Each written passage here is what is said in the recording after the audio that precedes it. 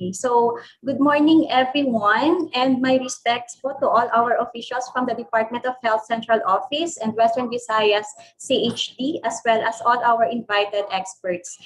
Maayong aga man sa tanan naton nga media partners from Aklan, Antique, Capiz, Iloilo, Bacolod City, and Negros Occidental. Welcome to this town hall session called Media Briefing with Western Visayas media partners as part of our continuing efforts to disseminate relevant and accurate information relative to COVID-19 response and vaccination. Just a reminder lang po to all our participants, kindly put your microphones on mute. You may use the raise hand function of Zoom to be acknowledged.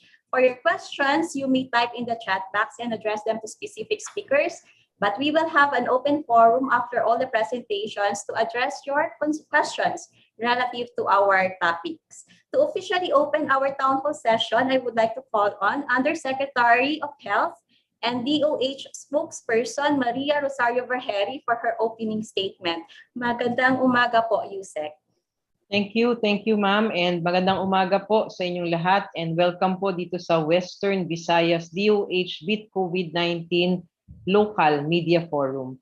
Kinagagalak po namin kayong makasama lahat, mga local media partners ngayong araw na ito upang talakayin po natin kasama ng ating mga eksperto ang ilang updates tungkol sa COVID-19 situation ng ating bansa, specifically dito po sa inyong region.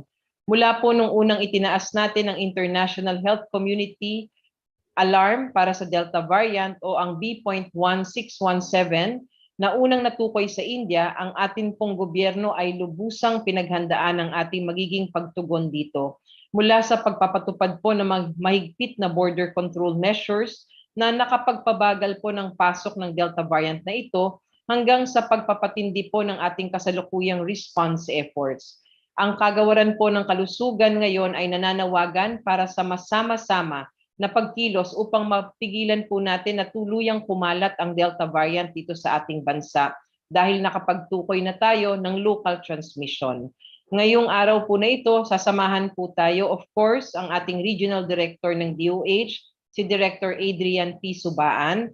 Kasamahan din po tayo ng mga kasama natin mula sa kagawaran ng kalusugan, Director Alitea de Guzman ng Epidemiology Bureau ng DOH. We are joined today by our experts, Dr. Ana Ong Lim from our Technical Advisory Group. We also have Dr. Cynthia Saloma. She is the Executive Director of the Philippine Genome Center. And we have Dr. Maria Eva Cutionco de la Paz, Executive Director of the University of the Philippines National Institutes for Health. Bibigyang linaw po nila through their presentations kung ano po nga po ba ang Delta variant, ano po ba ang kasalukuyang estado ng ating mga kaso dito sa ating rehiyon, at ano po ang ating mga ginagawa upang pigilan po natin ang patuloy na pagkalat ng variant na ito sa ating lugar. So I will now turn this over to our Region 6 Health Promo Bureau para po maipagpatuloy na natin ang ating pag-uusap. Maraming salamat po, Yusek Vergeri. To talk on trends of COVID-19 cases and the healthcare utilization rate, let us all welcome the officer in charge of the DOH Epidemiology Bureau, Dr. Alitea de Guzman. Magandang umaga po, Doc Thea. Good morning and magandang umaga din po sa mga nakikinig in this media forum. Let me just start sharing my screen. So we'd like to update you po, kamusta po ba yung sitwasyon ng COVID sa Region 6 at ano na po ba yung mga nakita nating variants of concern sa ating rehiyon. So panimulan ko po muna sa national data kung saan nakapagtala na tayo ng 1,530,266 confirmed cases. We've seen continuously decreasing is the percent of active cases at ngayon po ay nasa 3.3% na lamang siya. At nakakita din po tayo recently yung pagbaba ng porsyento ng mga severe and critical cases among these active cases, and it's now at just under 4%. The cumulative case fatality rate also remains to be low at only 1.76%.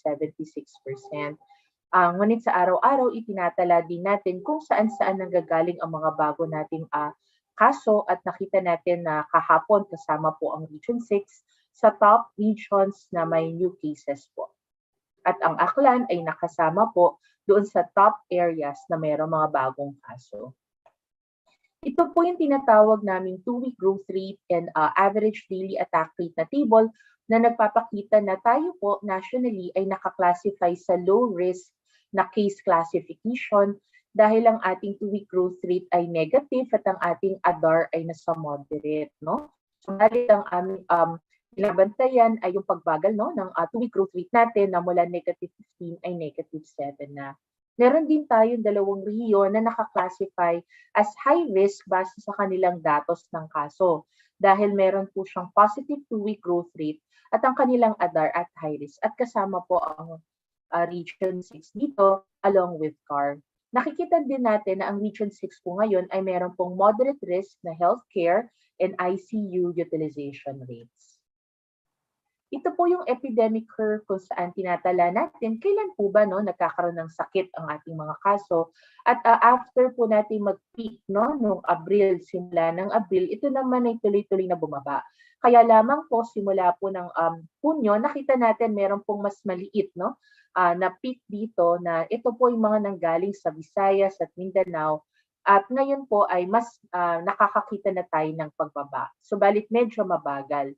Nakita din natin na nitong nakaraang linggo, medyo tumaas ang average daily cases natin, no? From just 5,040 the week prior, it's now 5,666. Para naman po sa Region 6, ang nakikita natin ay ang mas mataas na porsyento ng active cases kumpara sa national data natin. Right now, 7.03% of the 5,912 active are active cases po, no? Ngunit mababa naman po yung porsyento na severe or critical, which is at 1.37. Mas mataas po ng kaunti ang inyong cumulative case fatality rate at 2.04. Gusto naming ipakita na ang pagpapahalaga na yung ating testing, no, at ang ating active case finding. Sa ngayon, para po sa Region 6, nakita natin ang pagbaba ng dami ng samples at individuals na natitest. So, paalala ko lamang po, ito'y hindi panawagan na mag-test, mass testing tayo.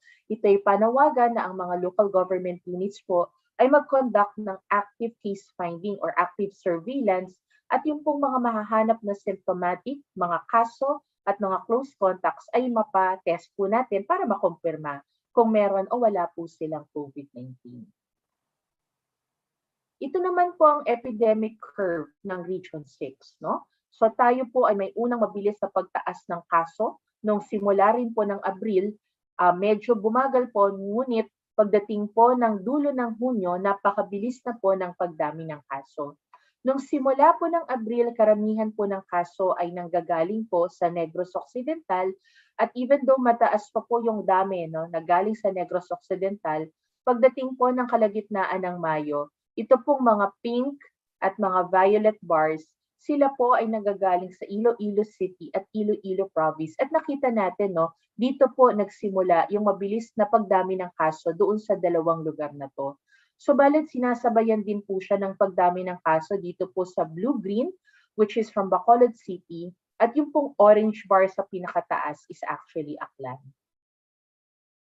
Pasensya po, mukhang magulo, pero ito yung mga linya nagpapakita ano po yung epidemic curve or line graph ng bawat lugar. At nakikita po natin na karamihan po talaga sa kanila ay pataas pa po ang ating mga kaso.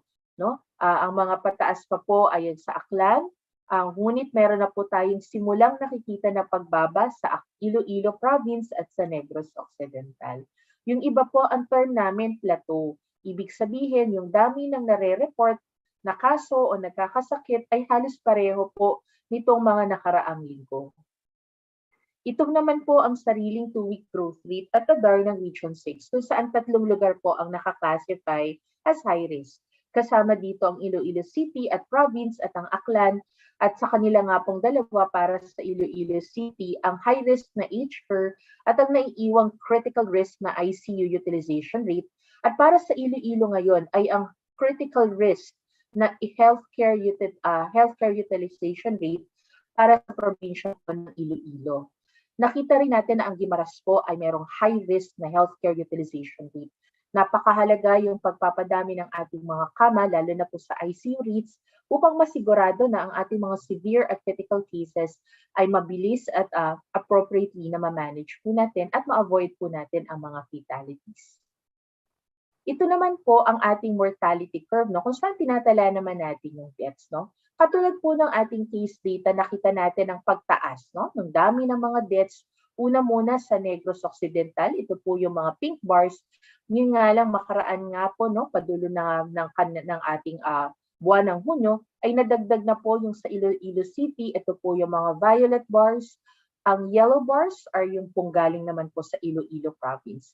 At ito pong green ay ito po yung sa Capiz na ngayon po ay tumataas na rin po ang deaths natin. Ngayon pumunta naman po tayo sa biosurveillance, so yung ating mga ginagawang whole genome sequencing. No? Ito po ay yung pagkuha ng samples na nakuha natin through disease surveillance at ngayon po ay inaalam natin kung ano yung variants na present sa kanila. Sa ngayon, base po doon sa datos na nailabas natin, karamihan, no, or 23% ng ating mga samples na na-sequence ay meron pong B1351 o yung tinatawag nating beta na variant. Sumunod po yung alpha at 20%. At ito nga po ay yung nadagdag po kahapon ay ang 47, no, na delta variant cases. Yun po yung total po natin. Gusto lang din namin paalala na though tayo ngayon ay higit na nag-iingat at ini-intensify ang efforts dahil po sa Delta variant, ang Region 6 ay nakapagtala na po ng 25 alpha variants at 24 na beta variants. So sila din po ay transmissible, highly transmissible, at sila din ay nakikita nating mga contributing factors dun sa nakikita po nating spike. So kasama po ito sa mga binabantayan natin ng mga variants of concern. At ito nga pong Delta variant, kaya po tayo lubos na nag-i-intensify ng ating efforts ay isang attribute po nito ay yung pagiging highly transmissible. At ngayon po nga po, no, nag-spread na siya to more than 98 countries globally. Ito na yung sinatawag nilang dominant, o sabihin, karamihan or halos lahat na po ng mga nasi-sequence na samples para po sa UK at India ay positibo po para sa Delta variant. At kung napaka-transmissible po ng Alpha variant, this Delta variant is even more transmissible by 40 to 60%. Ang isa pa pong binabantayan natin ay yung naire-report sa atin na yun pong mga may Delta variant ay may twice the risk na mga hospital. No? Kaya naman napakahalaga na tayo, no, pag nagkaroon ng mga sintomas, tayo magpatingin agad. No? The early consultation is very important para po tayo nga po ay agarang mabigyan ng management. Ngunit ang maganda po, ang mga bakuna po natin ay naiiwang epektibo. Subalit, kailangan po 2 doses. No? Kasi kung hindi tayo nabakunahan o di po kaya iisa lamang ang dose natin, posibleng hindi po natin makuha yung full na epekto ng ating mga bakuna. So, natin ang ating bakuna ay nandyan para nga po i-prevent ang severe and critical disease among those that we have already vaccinated. And now, it's a layer of protection against the Delta variant. Kaya ho tayo, tinututukan natin yung mga lugar at makakaratig na lugar na meron pong Delta variant ay dahil po sa datos na to. Makikita natin yung pagkalat niya at 8 na po sa iba pa nating ASEAN countries ay meron na rin pong Delta variant. Para sa mga neighboring countries tulad na Malaysia at Indonesia, ganito po kabilis ang pagtaas ng kaso sa kanila. No? Kung makikita nyo, para sa Indonesia, halos straight line na. Ganun po yung speed of transmission. And kung nakakakita nga po sila ng 54,000 cases in one day, that is more than 4 times, no? Almost 4 times, then yung peak natin noon pong Abril na 15,000. So that is really a large number of cases that could overwhelm our healthcare system. And we don't want the Philippines to reach that state. Sa ngayon po, 47 na ang nakita po nating Delta variant cases. 23 po dito ay mga local cases habang 24 po ay mga returning overseas Filipinos. No? Karamihan naman po ay nakarecover na, tayo ay nakakita ng 3 fatalities at meron nga po tayong 8 kaso, no, na naiwang active dahil nung sila po ay finalo up at inulit ang kanilang PCR ay positibo pa po sa PCR. Para po sa Region 6, meron po tayo sa ngayon natatala na 2 galing po sa iisang probinsya. Pero gusto ko pong focus yung attention nyo doon po sa vaccination status. Makikita natin karamihan po ng mga nagkaroon ng Delta cases ay wala po talagang bakuna. Meron pong 2 na naka 2 doses na at 4 na naka 1 dose. Yun nga, pero karamihan sa kanila ay hindi yung mga naka 2 doses na po. Itong huli ay gusto ko lamang pong ipakita yung potential na epekto at contribution ng mga variants of concern.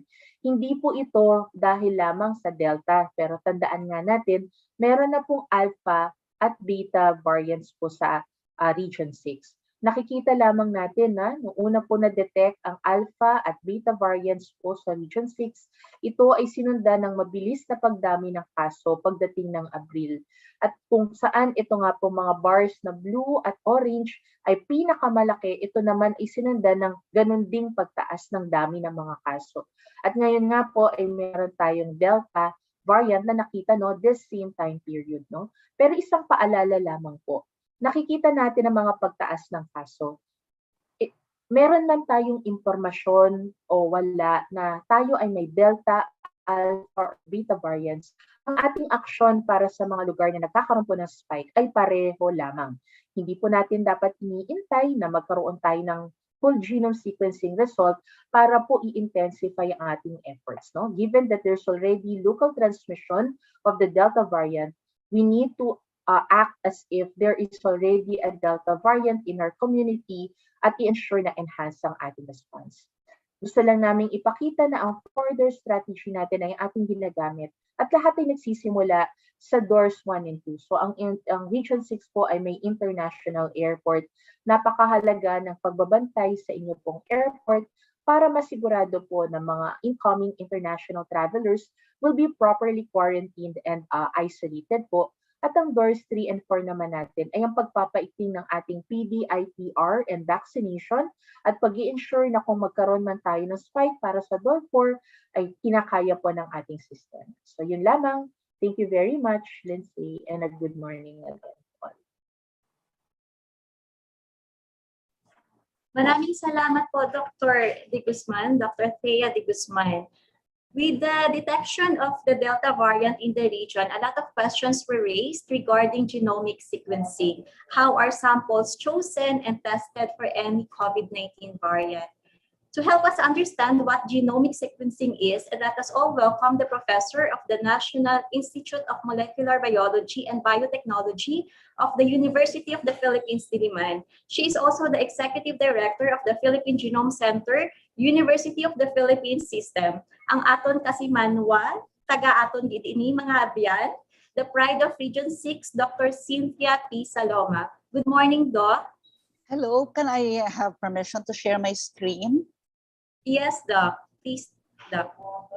Hindi, wala ko permit Disabled. Hello? Disabled ako sa screen sharing. Sakit lang po, Doc. So, good morning gid sa tanda naton nga mga kasimanwa diri sa Iloilo at saka sa entire Region 6. Today, ang topic ko masyadong broad kasi genome sequencing parang lecture sa molecular biology ini. Pero sa palagay ko, very important naman nga i-share sa inyo kay kadamo gid nagapamangkot tungkol sa whole genome sequencing. So I'll try to speak both in Ilonggo and in English. So my topic for today is understanding the genome sequencing linking SARS-CoV-2 variants. Can you hear me? Am I coming in loud and clear? Yes po, Doc. Okay, so first, we launched our Philippine National SARS-CoV-2 Genomic Biosurveillance effort. This is actually, it was actually started on December 26, 2020.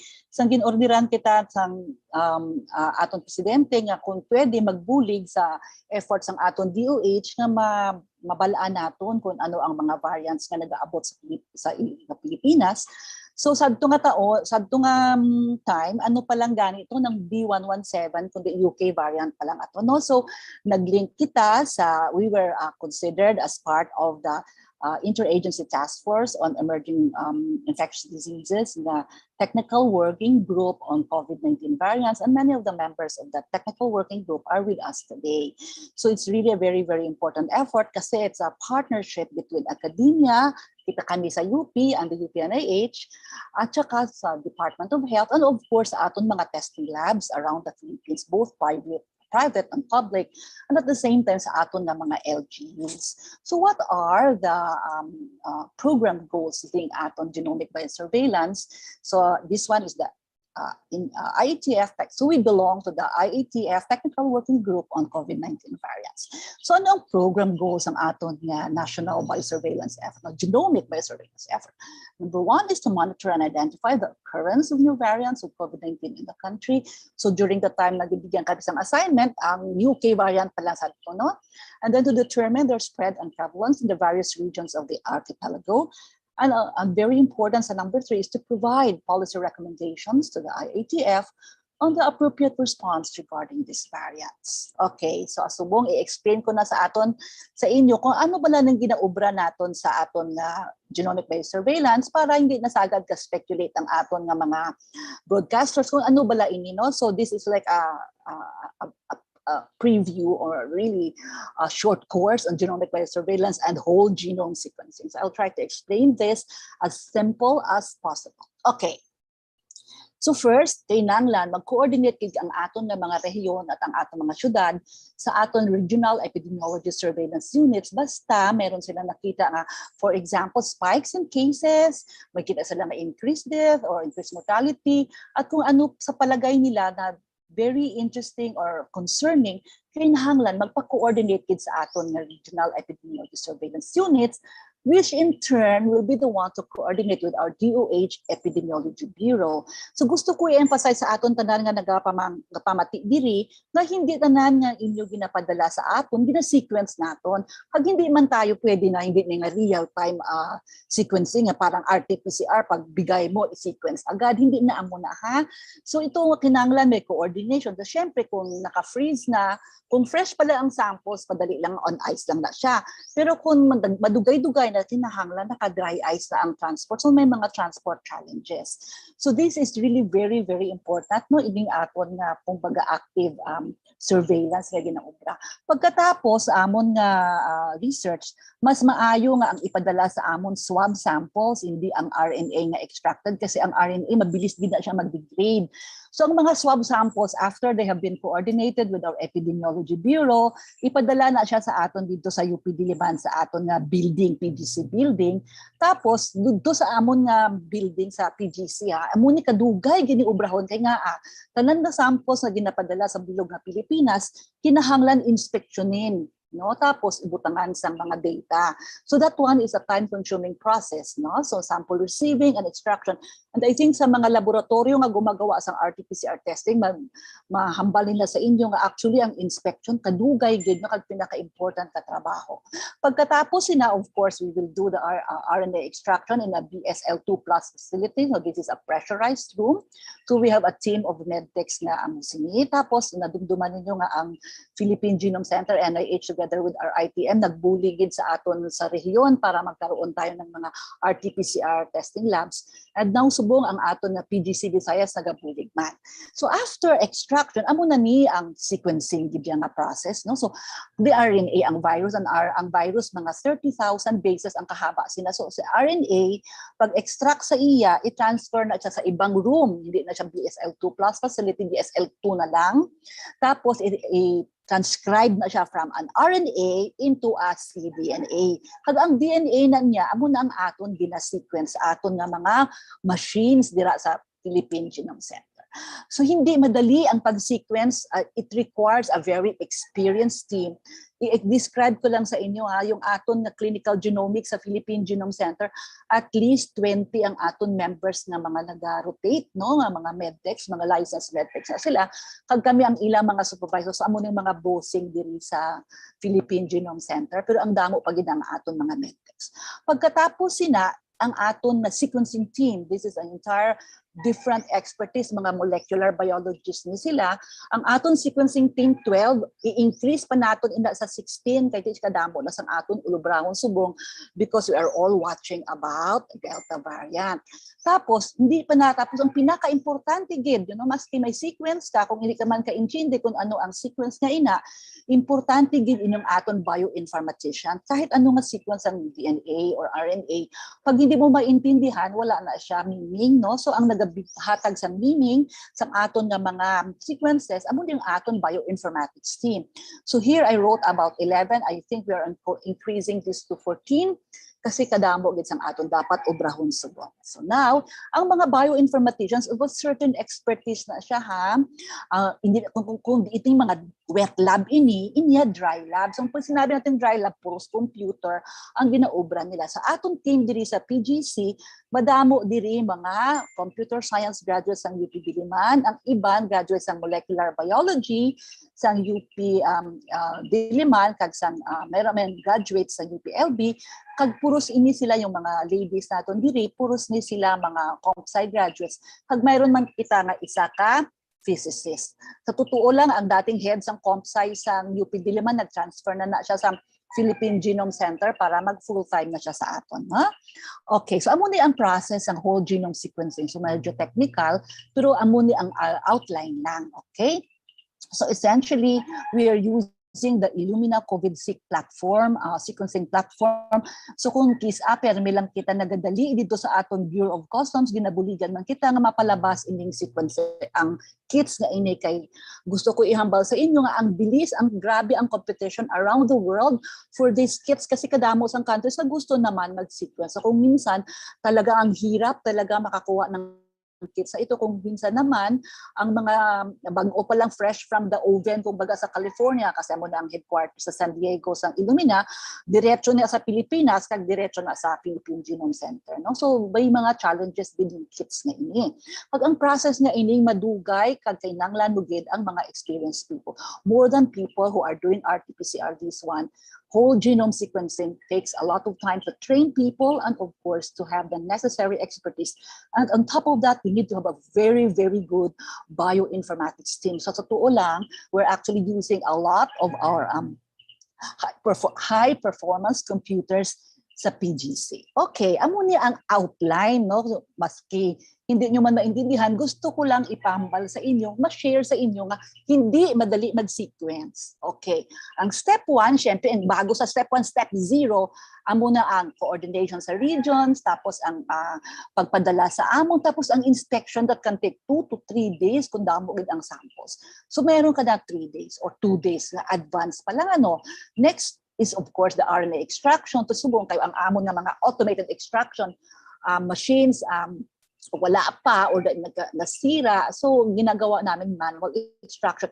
And this is a very, very critical step kasi hindi natin gusto ng mga cross-contamination, etc. etc. Kasi every time yung magpalabas kami ng sequence sang SARS-CoV-2 nga ina, we actually sequence the virus more than 1,000 times, as much as 2,000 times in order for us to assemble the whole genome of the virus. Remember, ang virus, mga 30,000 bases ang kahaba niya.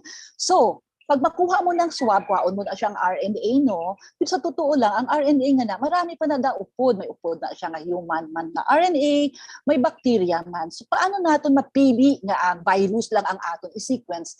We do that in a process called sample enrichment. Ibig sabihin, pinipili natin na virus lang ang ma-sequence natin. Paano natin ginaobra ina? So essentially, we have a lot of layers of polymerase chain reaction. So we're using several machines, at least 4, at the Philippine Genome Center na may forward, reverse primer, overlapping sila para ma-sequence natin, ma-assemble natin ang entire 30,000 bases sang virus genome. So in essence, each sequence, each nucleotide, kung baga isang A, G, and CT, we are actually sequencing about ang coverage at more than 1,000. Okay? So to do that, we need to have powerful machines and of course, powerful computers. Kang ito pa, Since gisabay-sabay natin sinisequence itong mga virus, kinahanglan naka-barcode. Kung baga ini, amo niya si sample 1, si sample 2, si sample 2. So another layer of PCR na ha. Pagkatapos pag-obra na ina, then we bring it to our powerful PCR machine, sequencing machines. Sa Philippine Genome Center, we have probably at least seven powerful sequencing machines. Depende kung anong gusto mo, kung human genome, kung bacterial genome, kung ano-ano nga genome ang gusto. Kaya iba-iba ang iyang sequencing output. So, i-sequence na. Pagkatapos it will take about 31 hours, depending on the machine. And then we give the sequence to our bioinformatician. Kasubong daw halos wala na sila gatulog, kaya damo ila ubra subong, no? Okay, so amo nami ang examples ng mga sequencing resources sa UP Philippine Genome Center. Kag pasalamatan din naton ang CHED, PICARI, kag ang DOST, kag ginbuligan kita nga makabakal sining mga machines na nga wala pa pandemic, kasi kung may pandemic na di ulihin na, no? So nakatrain na kita sa mga tao. For example, gusto ko lang ihambal sa inyo, ito ginagamit natin itong Nova 66000 kung gusto naton mga 750 or higher or 3,000 at a time. Mamangkot ka mo nga ang 750 ang akong ginapili, hindi 3,000, kasi kaya naman itong machine na to ng Nova 66000, 3,000 at a time. The reason for that is, kung inspeksyonin mo ang 3,000 samples, bago ka mag-sequence, na 4 na araw na yun, hindi tayo makapalabas ng sequence. Hindi pa tayo nakasimula. 4 days na naubos natin. So, we found out that the best balance between number of samples and saka turnaround time is about 750 samples. Lower than 750 samples, so hindi pwede itong aton na 600 kay kanugon sa aton budget, no? So the other machine, so actually this can sequence human genome. Ano ba kadako ang human genome? 3 times 10 to the 9 bases, no? So ito naman, isa pa naton ka machine na ginagamit naton subong mga 350 runs. Next SIC 500, we have 2 units of these at the Philippine Genome Center. So pwede man siya sa human genome, kaso nga lang throughput hindi kasing ganda nitong NovaSeq. And of course, this NovaSeq machine is a very, very expensive machine. Pag ang annual maintenance cost lang is really, really challenging. Of course, mayroon man tayo PacBio na hindi natin ginagamit sa whole genome sequencing sa aton virus, pero ang PacBio is top-of-the-line machine sa Philippine Genome Center, which is a single molecule sequencer. So for our purposes sa genomic biosurveillance naton sa SARS-CoV-2, ang aton mga workhorse machines, amuni, ang Nova 66000, ang NextSeq 500, ug ang MySeq. So sila ni tanan nga mga machines, pasalamat gid kita kay ti ang CHED, PICARI, kag ang DOS ginbuligan gid kita nga may ara na kita. So can you imagine subong naga SARS-CoV-2, may mga surges, tapos wala kita ya sequencing capability, mapadala ka pa ya sa ibang nga country, hindi kundi kadugay na gid, no? So gapamangkot man kamo kung pwede bala naton mapalapad pa ang aton kapabilidad sa sequencing. Yes, we are on it. We with the Department of Health and the DOST and of course the University of the Philippines system, ginaplano namon nga tani mapadasig na naton ining pagpaabot sang sequencing machine dira sa aton facility sa PDC Visayas dira sa Miagao. Kay gitagaanan ni ang PDC Visayas mga 59 million last 2 years ago pa para magkaroon sila ng mga machines, mga computers. Ang kulang na lang nila actually sequencing machine.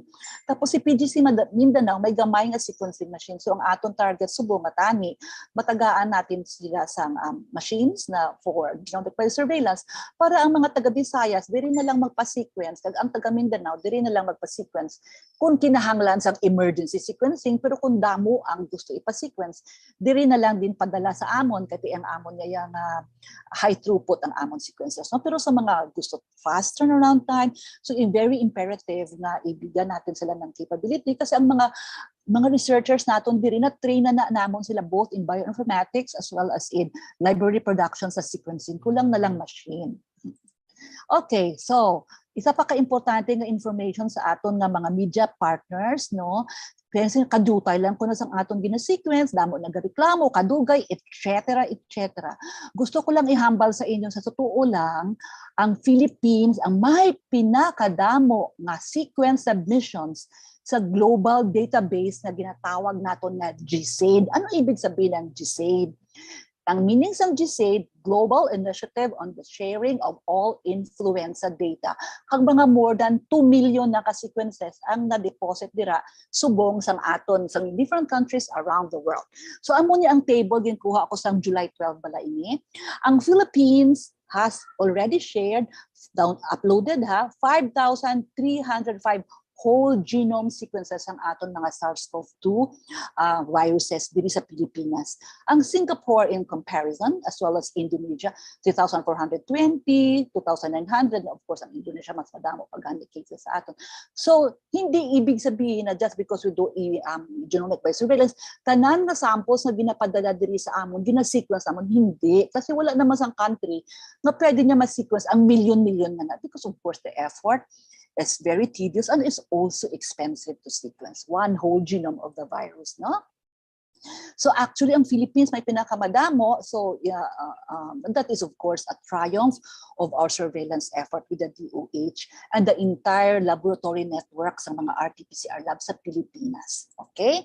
So ang isambal ko naman subong sa inyo, amo naman kung may sequence ka na, nakuha na sa bioinformatics team, ano ang ginaobra naton sa aton para mabigyan natin ng meaning ng aton ng mga sequences ng virus. So I would like to emphasize itong word na ito, no, na ang phylogenetic tree. No?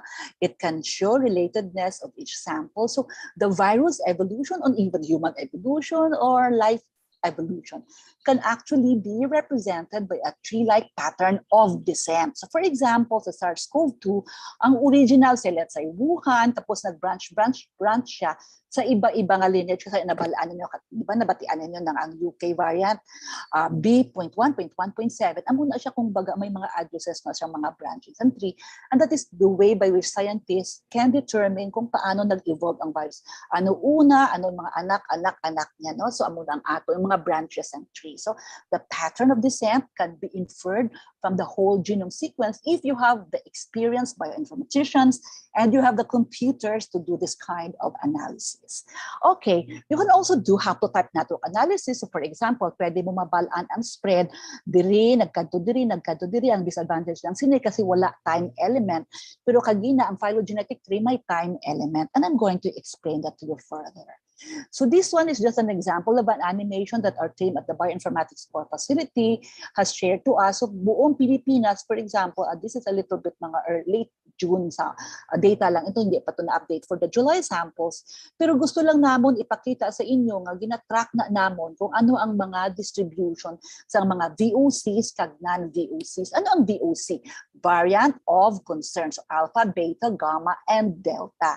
Tapos yung mga non-VOCs naman, ang syempre hindi yung apat na yan. Ha? So makita natin as the time goes by, ang aton nga mga non-VOCs increasingly na-overwhelm na sila, na-supersede na sila sa mga variants of concern sa different parts of the Philippines.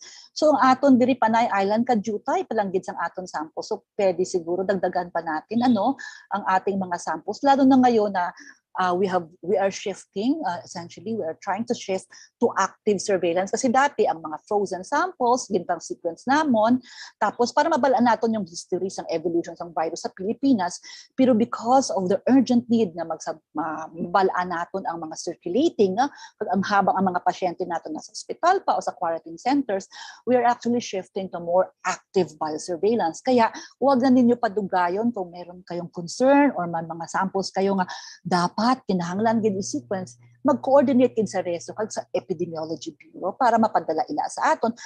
But please don't expect na tanan nga ginapadala gina-sequence tanan na hindi ina matuod. Okay. So ano ang information na nakuha natin? Ano ang importance na? For example, ito alpha variant. Ano gani ang alpha variant? UK variant or the B.1.1.7. So tanan nga pula, amo ni siya mga local samples na nakita natin as of July 4. So wala pa ang mga July 20 and 22 samples natin. Wala pa na diri. Tapos ang ROF, ginang color natin na siya sa yellow-green, no? Pero anong makita mo diri sa aton graph? So this is a phylogenetic tree, di ba? Evolution by descent. Nadumdumanin niyo ang evolution by descent. Ano ang clear diri nga makita naton na syempre tanan naman ining mga SARS-CoV-2 hindi naman ni naghalin sa aton country. They were all introduced to the Philippines. That's why ginapanamo ginaton ng aton border control. So you see here very clearly kasi ang genomic sequencing para na siya bala forensic works ang virus, no, mabalaan natin ang footprints ng virus, ang kanyang mutation at ang evolution. So the alpha variant was introduced from international travelers and it is very clear here. Pero naku, may local na nakalusot diri. So makita ninyo, it doesn't have to be many. Sometimes isa lang o dalawa lang o tatlo lang ka foreign or international travel, pwede siya mag-cause ng super spreading event na mga mag-infect, you can have onward transmission. So very, very important na that's why our government, and our Department of Health at our IATF, very concerned gid na sa border control. Kaya nakita naman ninyo diri, this is the evidence na nagpapakita na based on the whole genome sequence, and of course, on epidemiology, na yung mga variants were really introduced to our country from international travelers. Ang pinakamaganda gani nga example kasi in the beginning, you remember the Bontoc cluster, amo niya ang values ng whole genome sequencing kag sang genomic surveillance. I will give you an example no nga pinakamaganda maginis na tingnan na example. Naka-color code ni sila ha, ang tanan na green na ini from NCR, ang tanan na blue UK, so mga imported ini nga mga cases ginkuha lang ni napon sa database. Ang orange are from the Cordillera Administrative Region. So what can we infer from this graph? That are probably two main introduction events of the SARS-CoV-2 alpha variant in the Cordillera Administrative Region. Ang first, direct import kasi may mga bisita tayo nga nag-abot. Tapos siguro negative sila sa Manila, nagdiretso sila diri, at tapos imbis na mag-strict quarantine, nag-party-party o di kaya nag-infect sa family members nila. So amuin na ang istorya sa car. Pero meron pang isa. Siyempre, ang mga taga-NCR, nakuha naman ina siyempre sa returning overseas Filipinos, no? Tapos, itong mga taga-NCR nag-travel na naman. O ang mga Cordillera nga nasa NCR, balik nila dito o gindala nila dito sa Cordillera Administrative Region. And you can see here two routes, one direct import from ROF, and the other one is ROF to NCR to Cordillera Administrative Region. That's why ang Baguio, di ba, stricto sila na kinahanglan RT-PCR bago ka magkanto dito and so on and so forth. Kag gusto ko lang ipabalo sa aton mga kasimanwa sa Region 6, ang importance ng data. So for example, gusto ko lang, you have to learn from the experience na diri sa National Capital Region. Bago mag-peak ang National Capital Region, nakikita na namin na dumadami na yung mga variants of concern na nakikita namin sa samples namin. So hindi naman siya reflective of the prevalence rate kasi ang ginasamples diri sa atong Epidemiology Bureau, amo na bala mga surges, may mga pasyente tayong admissions, pero makita natin sa mga sequences or sa mga samples na ginasubmit sa aton sa NCR hospitals and testing labs, nakita natin nagapadamo na gid ang aton mga variants of concern. So ang purple amo na ang 351, amo na ang beta. Ang yellow amo na siya ang alpha or the UK variant. No? So makita natin nga, bago pa lang gani nag-ECQ, damo na ang mga VOCs nga ma-detect natin as a percentage of samples submitted for sequencing dara sa Philippine Genome Center. Pero syempre, during that time, hindi ka naman pwede pag-ECQ lang at mag-lockdown because of course of the consequences in our economy. But look, no, so para na siya mga sign, no, na kinahanglan magbantay gid kita sa maayo. Okay. So diri naman dali na ako matapos. Ito naman ang Western Visayas kasi kabag-o lang gid ka mo man na bag-o lang ginamo na sequence, you know, kung may mga samples tayo mga May 29. Kasi syempre kapamangkot tayo ang May 29 nga subong lang nagwa ang sequence. Kaya balaan mo subong lang naman namo na sequence. Kasi for example in the months of April and May, either na wala kami na matanggap na samples, that's one. And number two is na nag-abot diri ang inyong mga samples sa amon, marami man cases, for example, sa ROFs, at saka sa mga ibang parte sa Pilipinas, naging sequence naman, kagkajutay na lang, nabili natin na kits, kaya hulat pa natin mag-abot. Pero I'm happy to tell you na nag-alabot na ang atong kits sa atong budget. No? Kaya mabudlay gid mag-order sa mga kits nga ina kag nag-abot na. So in the beginning mga gagmay lang nga sequence kaya wala namon madala ini mga samples kay kag also pag may ara gani ka mga importante dapat i-note no, hindi lang kamo magpadala tapos wala notation, dapat merong sense of urgency nga i-coordinate kin sang reso hambalan niya ang EB pwede niyo masama ini sa sequencing kay amo ni ang amo nakita on the ground. So kananglan naton ang improve pa natin ang atong communication chain.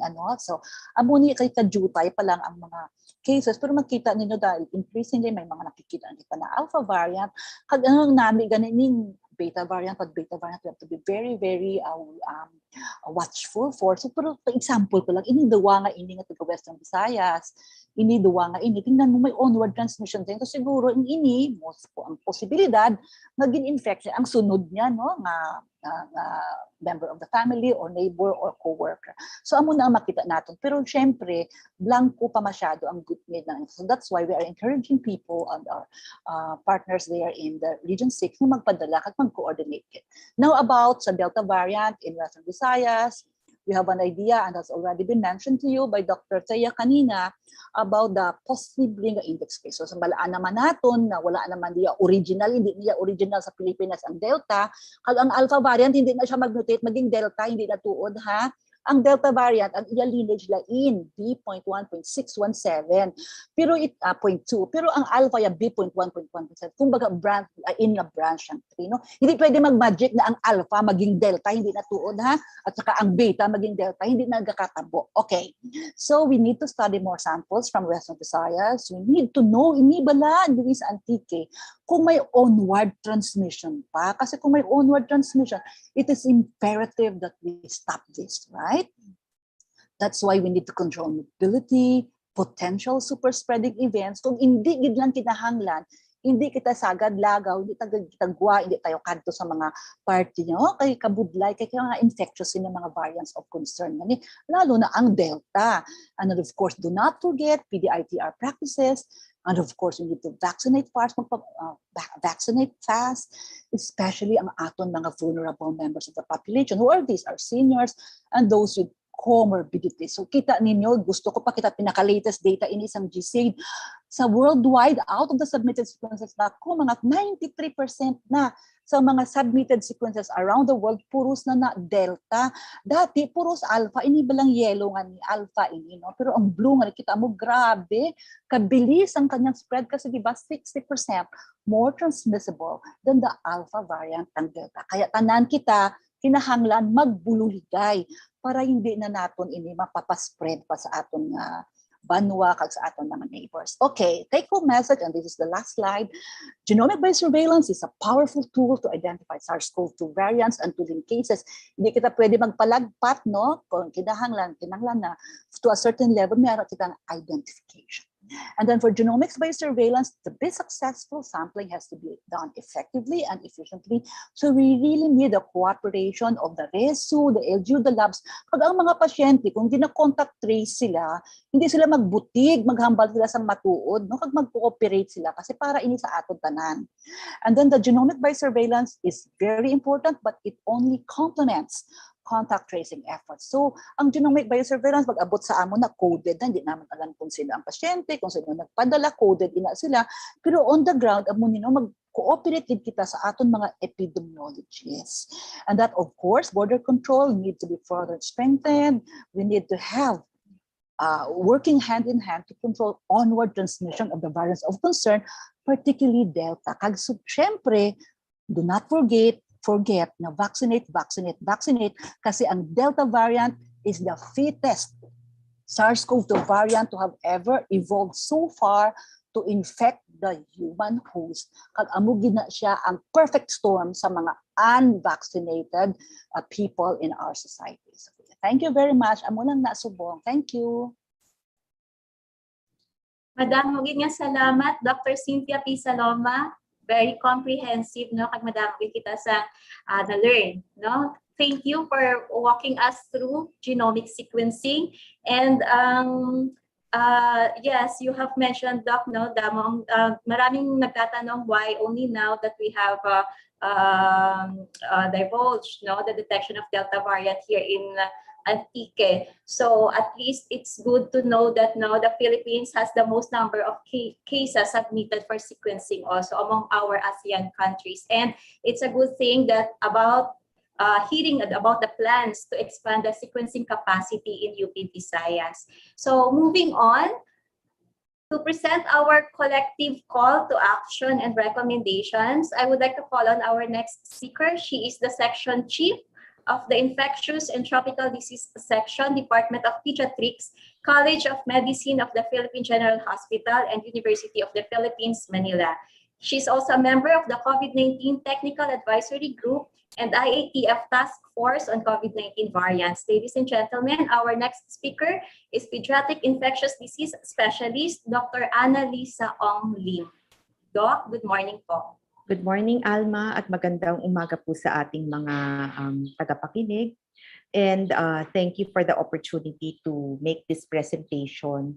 I think my role, no, after those very comprehensive talks by Doc Thea and Doc Cynthia, giving us a situationer at in-explain sa atin ni Doc Cynthia yung role ng PGC at ng genomic sequencing is really to integrate all of that data and to present some interventions. No? Ano ba ang pwede natin gawin as individuals, as communities, as the local government unit to respond to this new problem that we're now picking up in Region 6. So nababanggit-banggit kanina na karamihan ng mga variants of concern that were introduced into the country happen to be detected initially from travelers. And with that, no, it becomes very obvious na kailangan talagang very strong ang ating border control. We have to make sure that all returning Filipinos and OFWs are actually appropriately screened as they arrive, whether on board ships or through the airports. And kailangan masiguro na natetest sila sa tamang panahon, and in the meantime, while we're waiting for their test results, that they should actually undergo strict quarantine. Now, we have to realize na ang testing kasi is not perfect. May mga pagkakataon talaga na magne-negative ang isang tao, and yet meron pala siyang daladalang virus. No? So it's really a combination of testing and quarantine that will guarantee that people who we allow to circulate in our community will really be infection-free. So alam naman natin lahat na we don't keep all of our travelers in the quarantine centers for a full 14 days. No? So ang ating sistema ngayon is to allow people to stay for 10 days. They are tested and then they are released. And yung remaining 14 days is supposed to be served at home. Quarantine pa rin, no? Hindi pa rin sila dapat masyadong makikipagsamahan with other people, no? And it becomes the role now of the LGU to make sure na yung remaining 4 days that the traveler serves is done appropriately. Dapat nasa bahay, hindi masyadong gumagala. And we want to continue monitoring whether the individual has symptoms. Now, isa pang role ng ating mga barangays, no, and our cities is to make sure that they monitor, no, our local chief executive should monitor yung dami ng kaso sa mga lugar so that localized or granular lockdowns can be implemented. Kasi ang gusto sana natin, hindi na tayo ulit magkakaroon ng ECQ or even MECQ, no, or even GCQ, kasi kahit or habang kakaunti pa lang yung mga kaso sa isang community, doon na natin siya pipigilan, so we don't have to implement, no, region-wide lockdowns which are very harmful for our daily activities. In the meantime, that is going on, there should be a continuous movement to increase healthcare capacity. We should always be ready for a surge at any point in time. So lahat tayo ngayon nakatutok sa Delta. But we know that these viruses are really very tricky, no? Pwedeng-pwede na naman sila ulit magbago, gumawa na naman ng panibagong variant.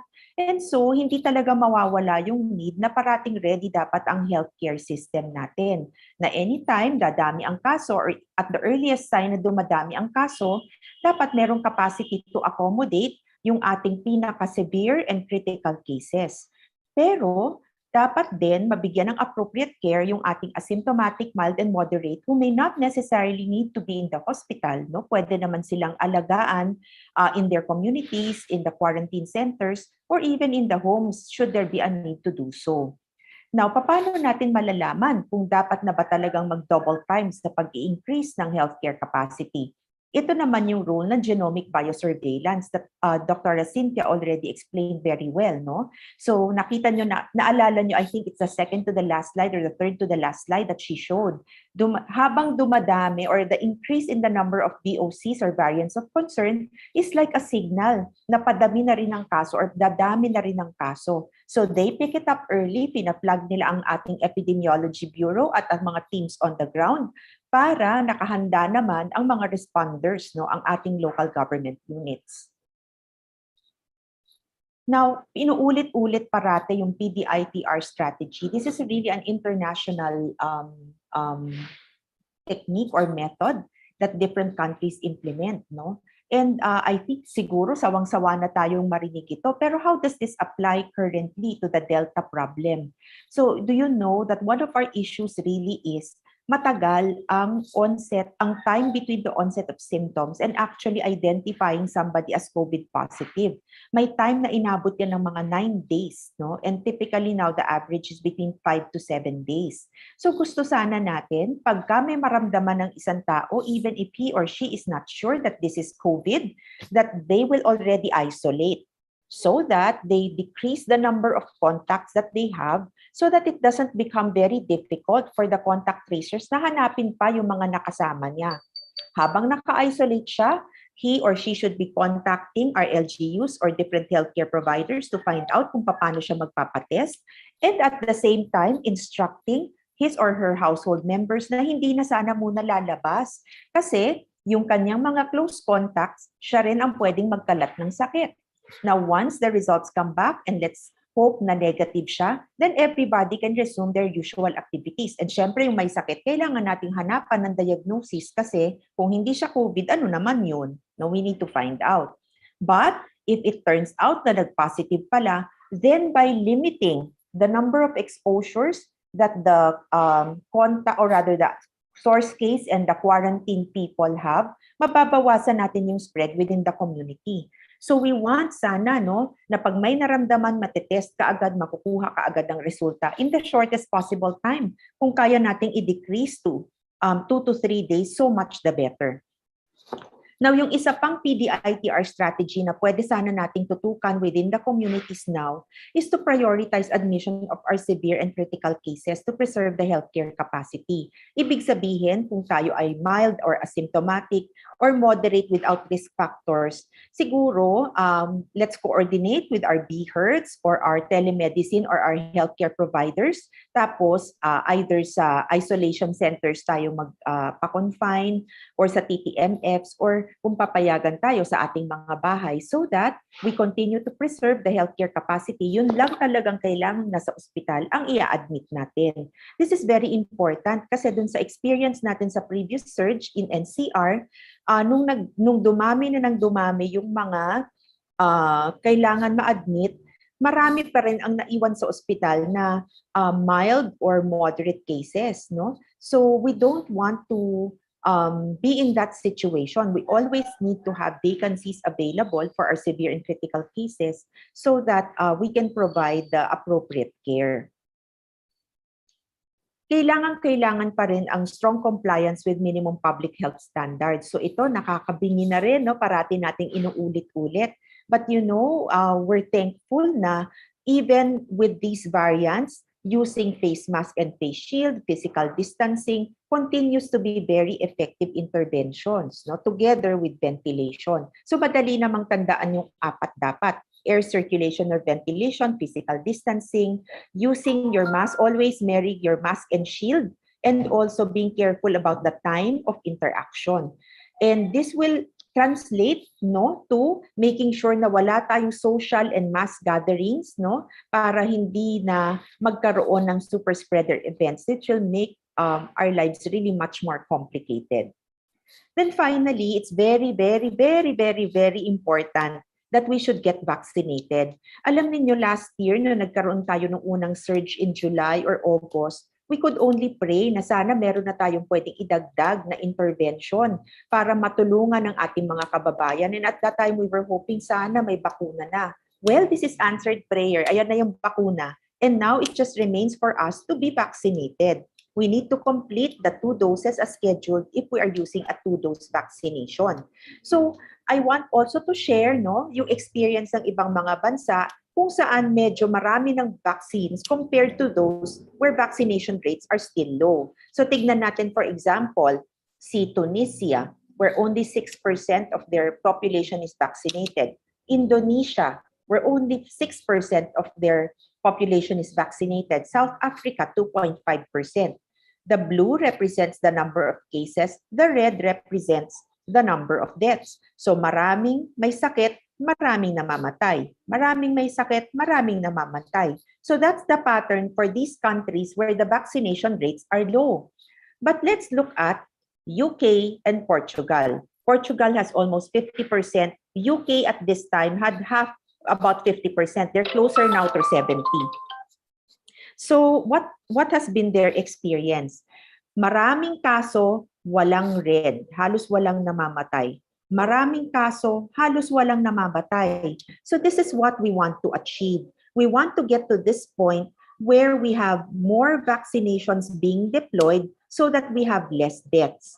Now, sasabihin natin, naku, kailan pa yata tayo darating or kailan pa tayo darating dito sa 50% na naabot na ng UK or sa 43% na naabot ng Portugal. Kung aantayin natin yan, hinahabol natin yung maybe about 50 million that we want to cover, that will take a long time. So admittedly, no, matagal pa yan, pero meron pa rin tayong pwedeng gawin. We can prioritize those people who are going to get really sick or might die and make sure that they get vaccinated. So meaning, ang target dapat natin is A2 and A3 as close to 100% as we possibly can.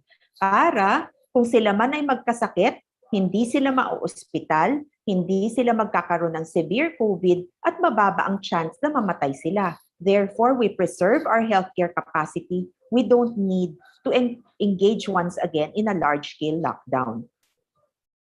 So, minsan may mga nag-iisip siguro, nakakatakot naman yung vaccine na yan, baka magkaroon ako ng side effects. So let me share the data coming from our surveillance. This is local data as of July 7. At that time, mga 12 million doses pa lamang ang nadidistribute. We're closer to 16 million now. And do you know how many have reported adverse events out of the almost 12 million? About 45,000. So representing 0.41%. Ang konti-konti nung mga nagre-report ng adverse events. Now, out of this 47,000, let's see the breakdown. The majority are actually mild. Only 2% are serious. And then, may I also remind everybody na hindi naman lahat ng adverse events that are reported after vaccination are traceable to the vaccine. Pwedeng nagkataon lang na nagkaroon ng problema yung pasyente right after vaccination.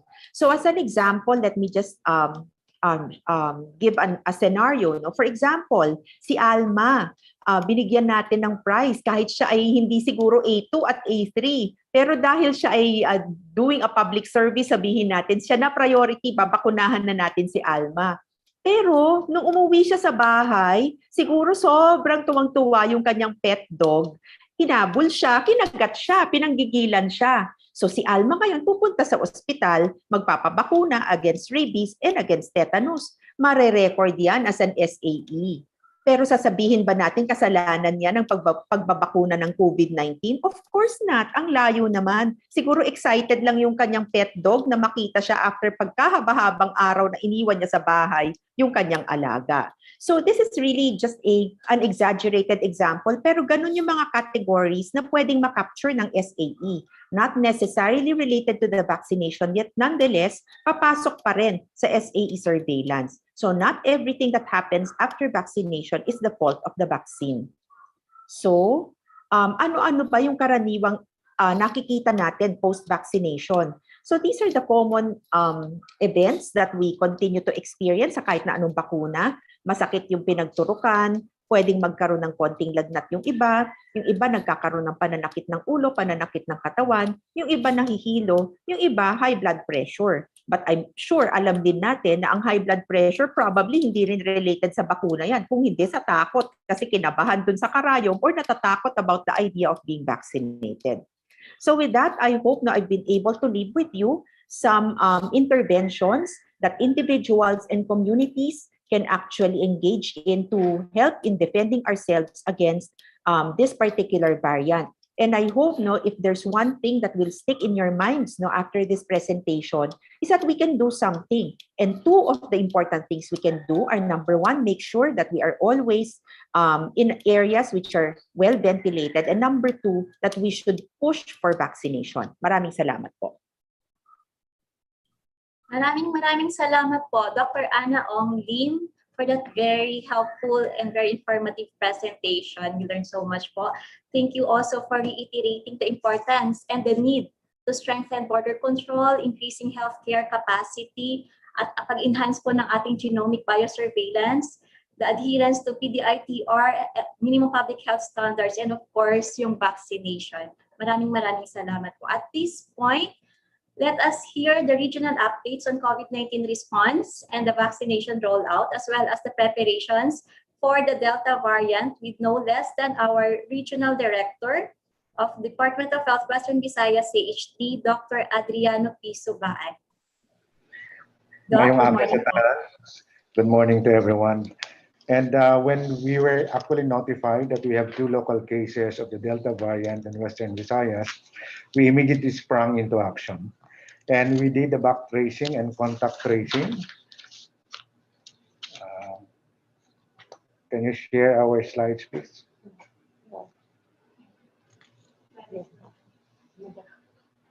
Next slide. Next slide.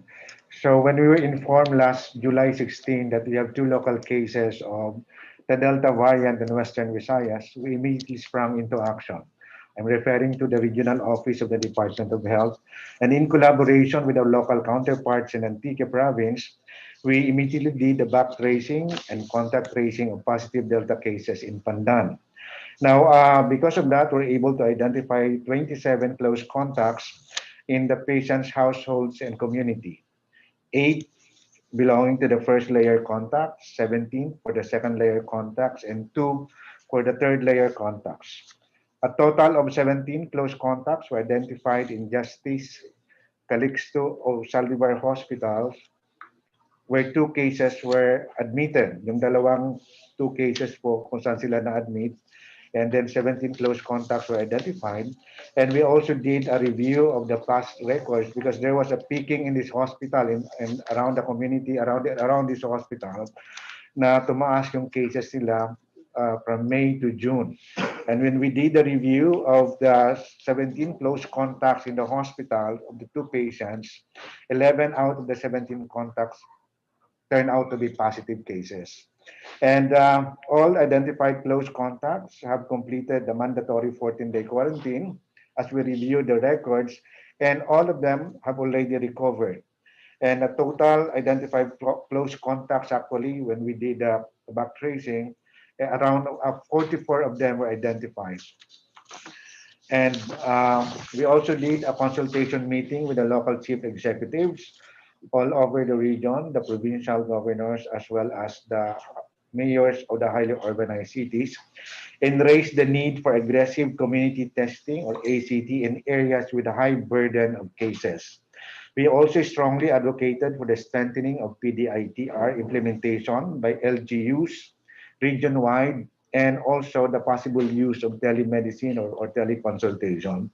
And we also jump-started the healthcare provider network in the province of Iloilo, and also did some readiness assessment of strategic LGU hospitals, especially on their absorptive capacity.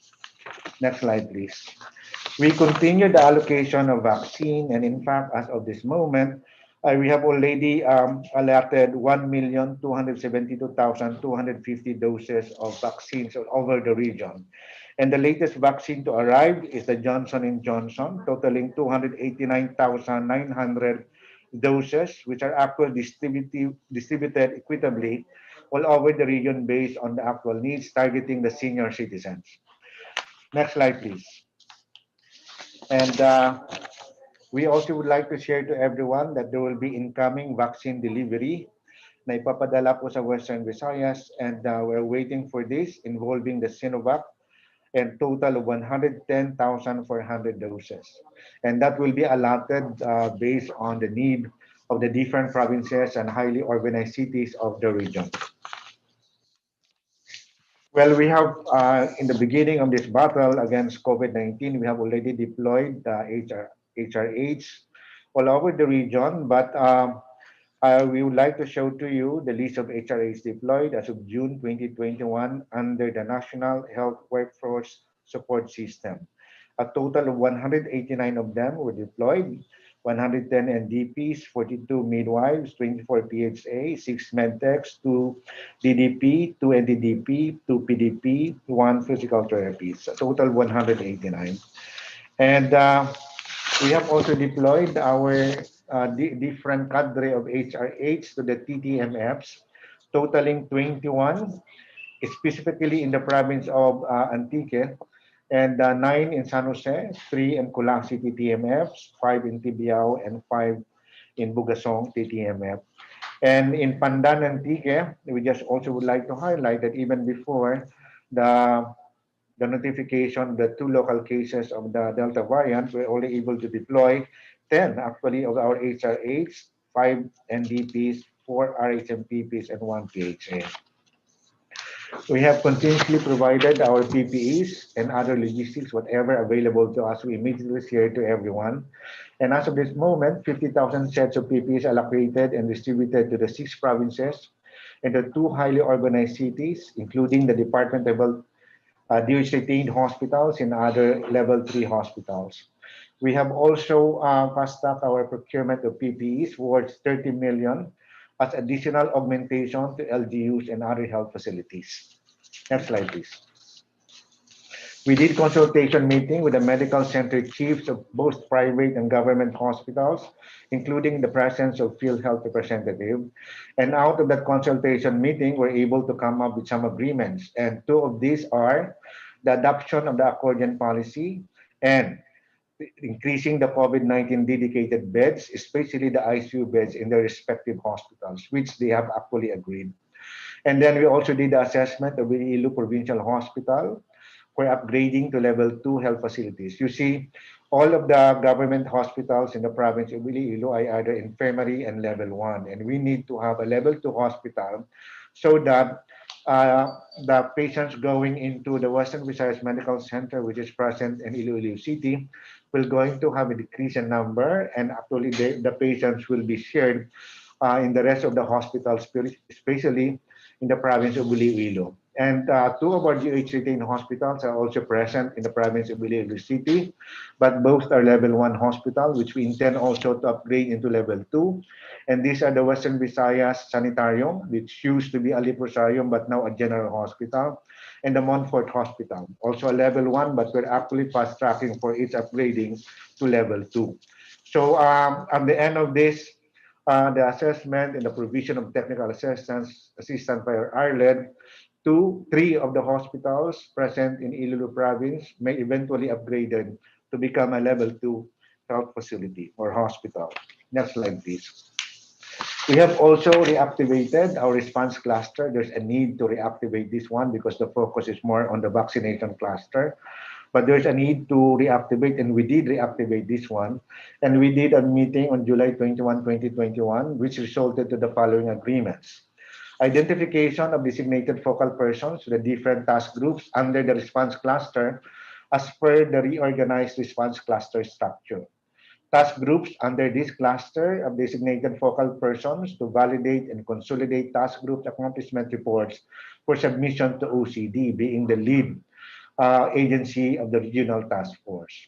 CTREP of COVID-19 vaccination and RDRMC6 RTF COVID-19 CTREP as basis for daily reports submitted by OCD, so that we have a shared information, all the members of the response cluster, as well as, of course, the other national government agencies who are with us in this fight, including the private sector.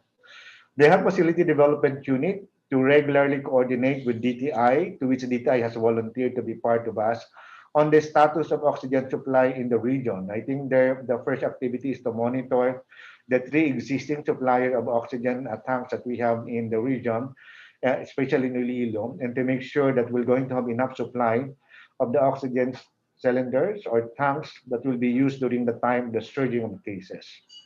Creation of a Viber group for Western Visayas Response Cluster for fast information dissemination. This has become actually the platform where we shared our key messages shared to us by the Secretary of Health himself, Secretary Francisco T. Duque.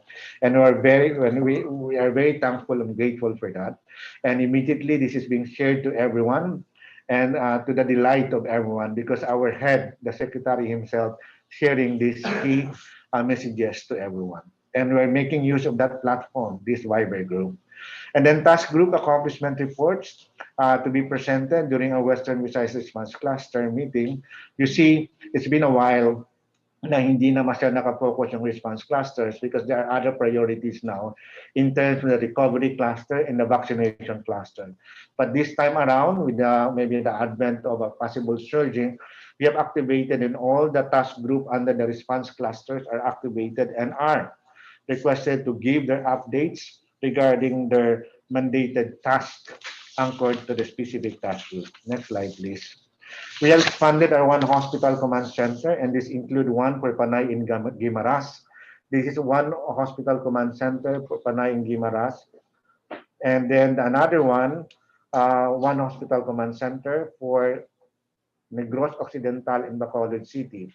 The OHCC in Negros Occidental in Bacolod City is lodged with the OHCC of the provincial government, and that is the agreement that we had with Governor Lacson. And for the Panay Island in Guimaras, one hospital command center, this is lodged actually in the CHD office, but a part of that, the medical dispatch, we actually deployed in the incident command post of the regional incident management team so that we can immediately ask them to support us if we're going to have some problem when it comes to medical dispatching or referral of our cases. We are, of course, emphasizing the need for a bi-directional referral system for the step-down facilities so that our Western Visayas Medical Center and the tertiary hospitals in Iloilo City, magbawasan yung pasyente nila. And this can be accommodated by the peripheral district hospitals of Iloilo Province, which Governor Defensor also agreed with during our meeting. So we have also an active participation of the CHD to the Regional Incident Management Team, the RIMT, and concerned LGUs, including the deployment of 2 CHD personnel in the Regional Incident Command Post, specifically for the purpose of medical dispatch. So the 2 other major functions of our one hospital command center, the data analytics as well as the communication task, is still being handled and based in our Center for Health Development Office, which is actually here in the Western Visayas Medical Center. Next slide, please. And then we have sustained vaccine literacy sessions and information campaign. We are doing weekly talakayan sessions and virtual pressure every Monday and conduct a town hall meetings with different sectors, media placements and advertorials, and intensified our advocacy on the compliance to minimum public health standard and vaccination. Next slide, please. And again, we always highlight this, that we are delivering a national government-enabled and local government unit-led, people-centered COVID-19 response here in Western Visayas. We cannot change the fact that the 2 local cases of COVID-19 Delta variant nakita dito sa Western Visayas. And since we cannot change that, we also would like going to make this an opportunity. And that is our agreement here, that we're also going to take this as an opportunity for all the stakeholders, ng mga Ilonggo, in Western Visayas, and all involved, concerned agencies, and including the non-government sectors. Now, we're going to make this an opportunity for us to show to the world and that our efforts united as one fighting COVID-19, that we're able to contain the spread of the Delta variants and the other virus of concern dito in Western Visayas and curtail the number of cases of COVID-19 in the whole region. We will change the story. And our story will be a positive one, that in spite of the many challenges we're facing, we're able to successfully fight back and control the spread of infection here in this region. That will be the story we'll be sharing to everyone globally. And on behalf of these people, the men and women who are with us in this fight, I would like to say maraming salamat to the support of our partners in the central office, especially our resource speakers who are with us this morning, our technical experts, as well as, of course, under the leadership of Secretary Duque, who's always contacting us, even personally, in terms of text messages, and Viber messages. So maraming salamat po. That's what we did in Western Visayas after we are informed of the 2 local cases of Delta variant in our region. Mayong aga sa inyong tanan. Madam, nga salamat. Thank you so much, RD Adriana Subaan. Thank you for that. And by the way, we apologize for the presentation that hung because of our very unstable internet connection. But we will ask clearance from RD for us to share also the presentation with our media partners here. At this point, with the concurrence of USEC Regeri, USEC po, can we now proceed with the open forum? So we have received several questions here, and I will start with the one sent by Ms. Glenda Tayona of Panay News. With the detection of local cases of various COVID-19 variants in Western Visayas, would DOH recommend a border closure or lockdown of the whole region? If not, what are your recommendations? USEC? Yes, magandang umaga po uli sa inyong lahat. Alma, sagutin natin si Glenda. Glenda, kailangan very objective tayo sa nangyayari sa atin ngayon sa panahon natin. Hindi tayo pwedeng umakto base sa impulse, hindi tayo pwedeng umakto base sa takot na ating nararamdaman sa ngayon. We have parameters that we use in order for us to determine what community quarantine classification will a place be imposed on. So halimbawa po ngayon dito sa atin sa Western Visayas, tayo po ay nag-impose ng stricter na mga community quarantine classification sa Iloilo at saka sa Iloilo City. This was not just because of the Delta variant. Ito po ay sinagawa natin dahil nakita po natin na ang kanilang 2-week growth rate at saka average daily attack rate ay mataas at nandun po sa level na magawaran talaga ng ganitong klasifikasyon. Nakita rin po natin na ang kanilang healthcare utilization ay medyo nandun sa mataas na threshold, and we saw yun pong kakulangan talaga ng ICU beds sa Iloilo province. Having said that, nakita rin po natin na meron tayo mga ibang klaseng variants dito po sa lugar na mga ito. Specifically in Iloilo City, we were able to detect alpha and beta variants. Lagi po natin alalahanin, hindi lang po Delta variant ang binabantayan natin, binabantayan po natin lahat ng variants of concern dahil yung mga characteristic po ng mga variant na ito, they are highly transmissible, they can also affect our vaccines at maaari din po makapagdulot sa atin na mas maraming pagkaka-ospital. Kaya lahat po ito ay ating kino-consider when we do our quarantine classification. So having said that, kailangan po makita po natin na ang atin pong mga areas can adequately manage ito pong kinakaharap natin na sitwasyon. Therefore, pag nakita po natin na medyo kailangan ng tulong, tsaka po tayo nag-employ or naglalagay ng mas stricter quarantine classification. We do these lockdowns not because of preventing more cases. That's part of it. But the major reason is for us to prepare. Para ma-prepare natin yung health system ng ating lugar, makapagdagdag tayo ng mga kama, katulad po ng sinabi ni Director Subaan kanina, na mapa na po nila ang mga ospital dito po sa mga area sa Western Visayas. They have identified already the gaps. At ito po ay pupunan na nila. Katulad nga ng sabi niya, they will be working towards increasing the capacity of their hospital system. Ipapataas po nila yung level ng kanilang mga ospital, dadagdagan ng resources para mas meron po tayong panlaban kung sakaling tataas ang kaso. So doon po sa tanong kung sakaling kailangan po ba natin na mag-employ ng border closure or lockdown, we are already doing that, but we need to have objective basis. Kaya po hindi lahat ng nakitaan ng Delta variant ay may closure ng border or merong stricter quarantine. Tinitignan pa rin po natin yung kakayanan ng bawat local government o ng bawat area na yun. Salamat po, Yusek. Another question po dito is from Sir Joel Franco of RMN Iloilo. What's your stand on the proposal that lets the local authorities assess their COVID-19 situation and allow them to recommend what quarantine status is suited sa kanilang nasasakupan? Maybe Yusek, you can answer po. Yes po, that's the direction actually. Na gusto natin, dadating tayo dun sa punto na ang local governments na ang mag-a-assess ng kanilang sitwasyon. sila na rin po ang magsasabi kung anong klaseng community quarantine classification ang kailangan nila. Pero kailangan, para dumating po tayo sa punto na yan, kailangan nakita rin po natin na yung kapasidad ng bawat local government ay naandun na. No? So when I speak about capacity, I'm not just speaking about hospital systems, pinag-uusapan din po yung community capacity, yung kapasidad ng local government for our gatekeeping indicators. Kailangan nakikita na ho natin, they have this robust surveillance system.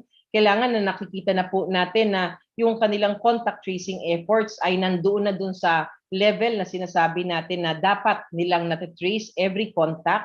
Yung sinabi ni Dr. Ana, they are able to shorten already the duration between detection to isolation.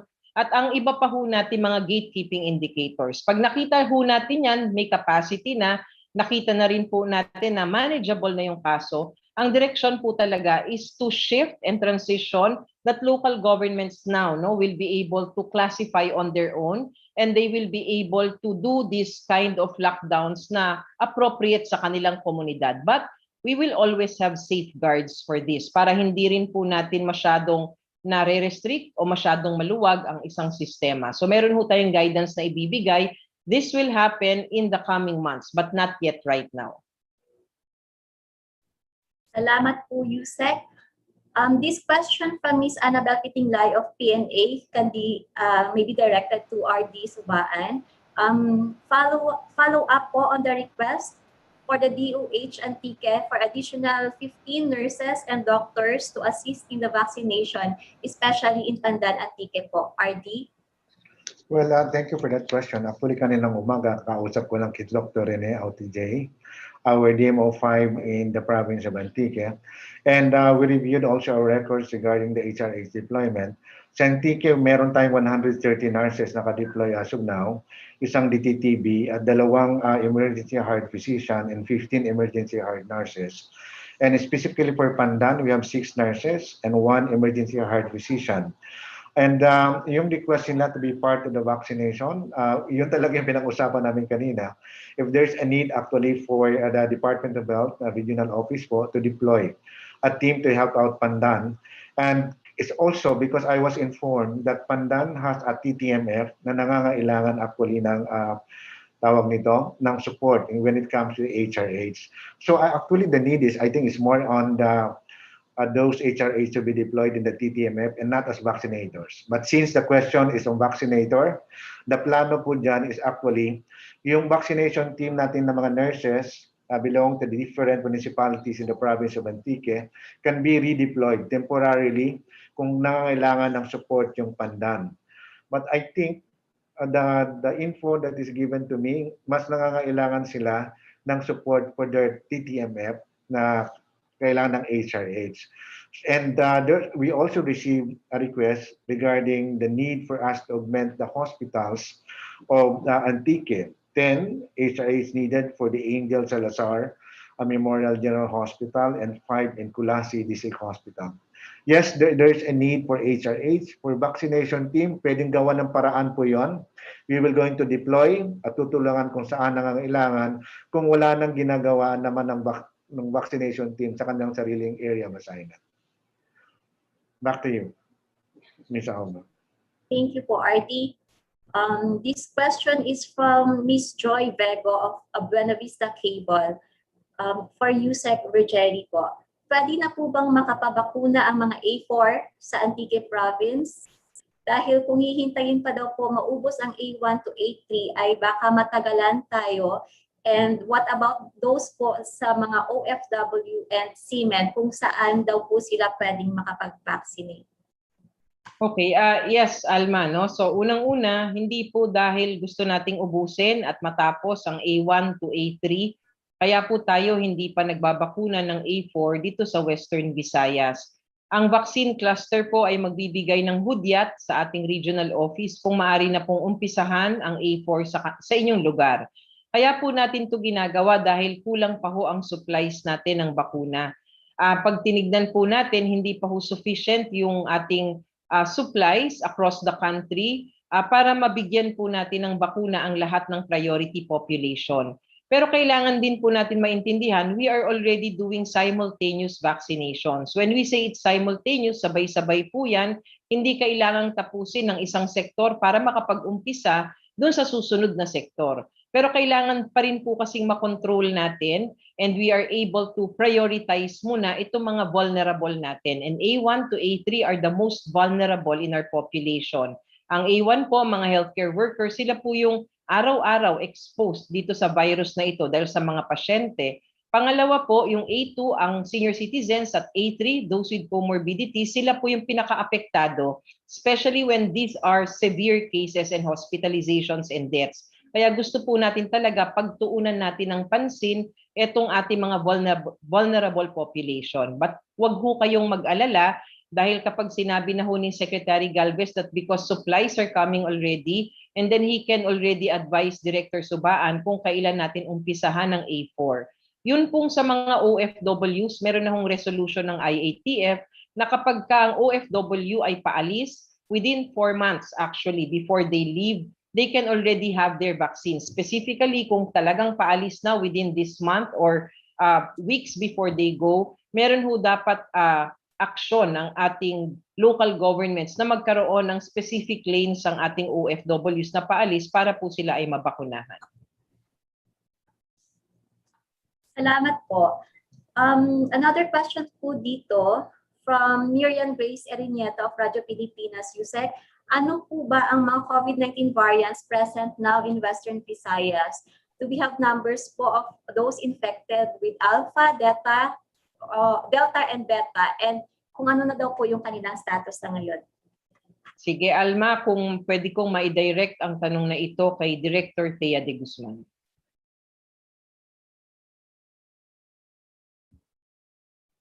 Yusek, apologies, medyo nagbe-break up po kanina. Pwede pong paulit ng question? Yes po. Sorry.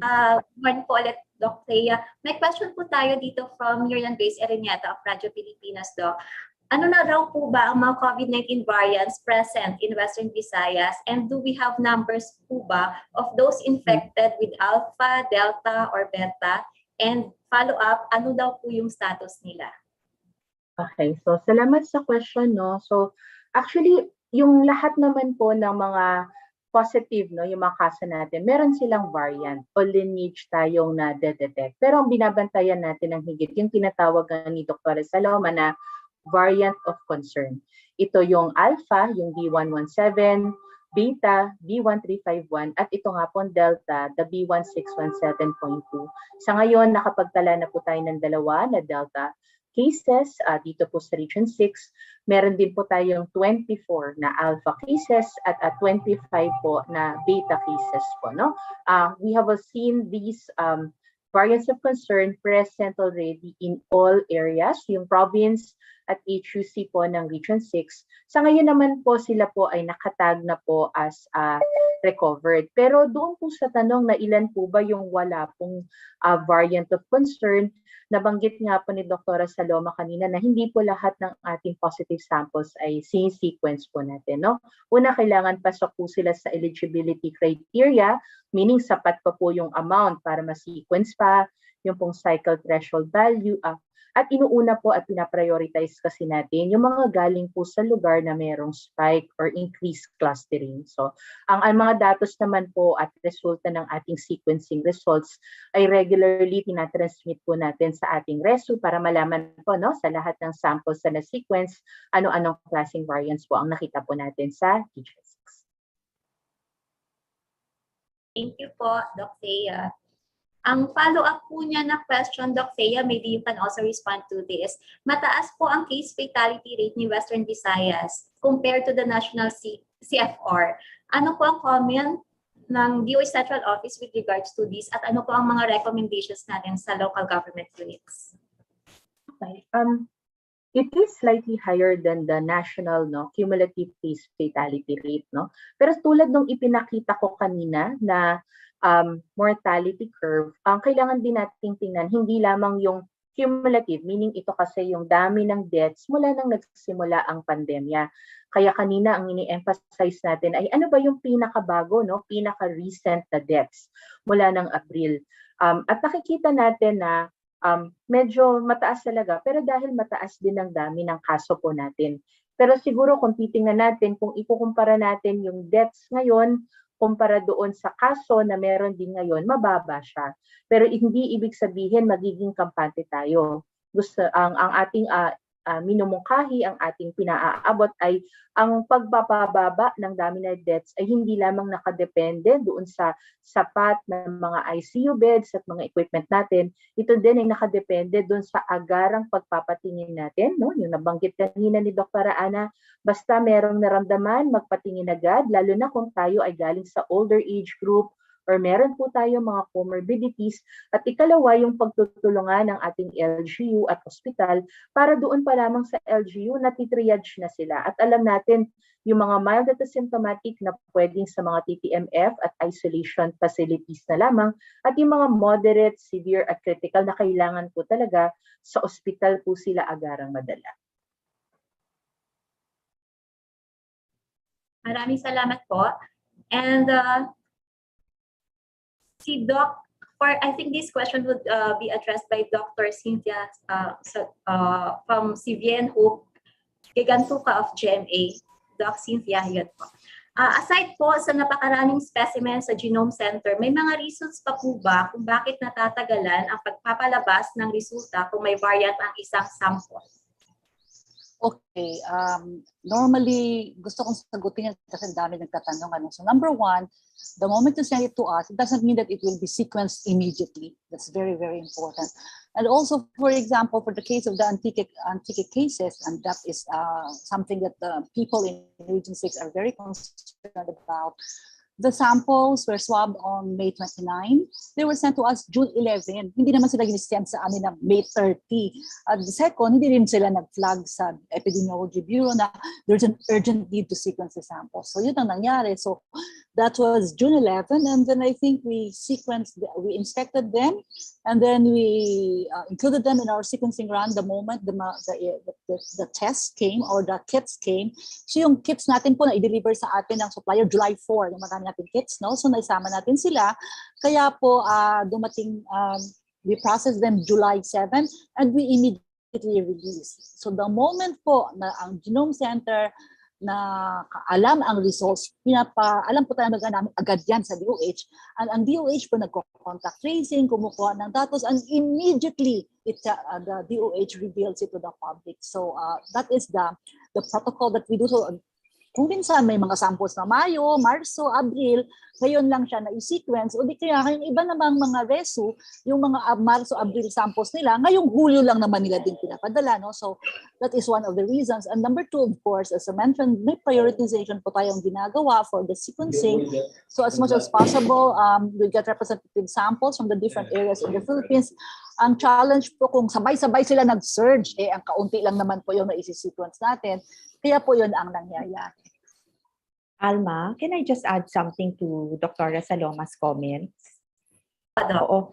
I think we have to understand na ang genomic sequencing, hindi siya katulad ng mga test na ginagawa natin na ang purpose ay para mabago yung management ng pasyente. So let's use dengue as an example.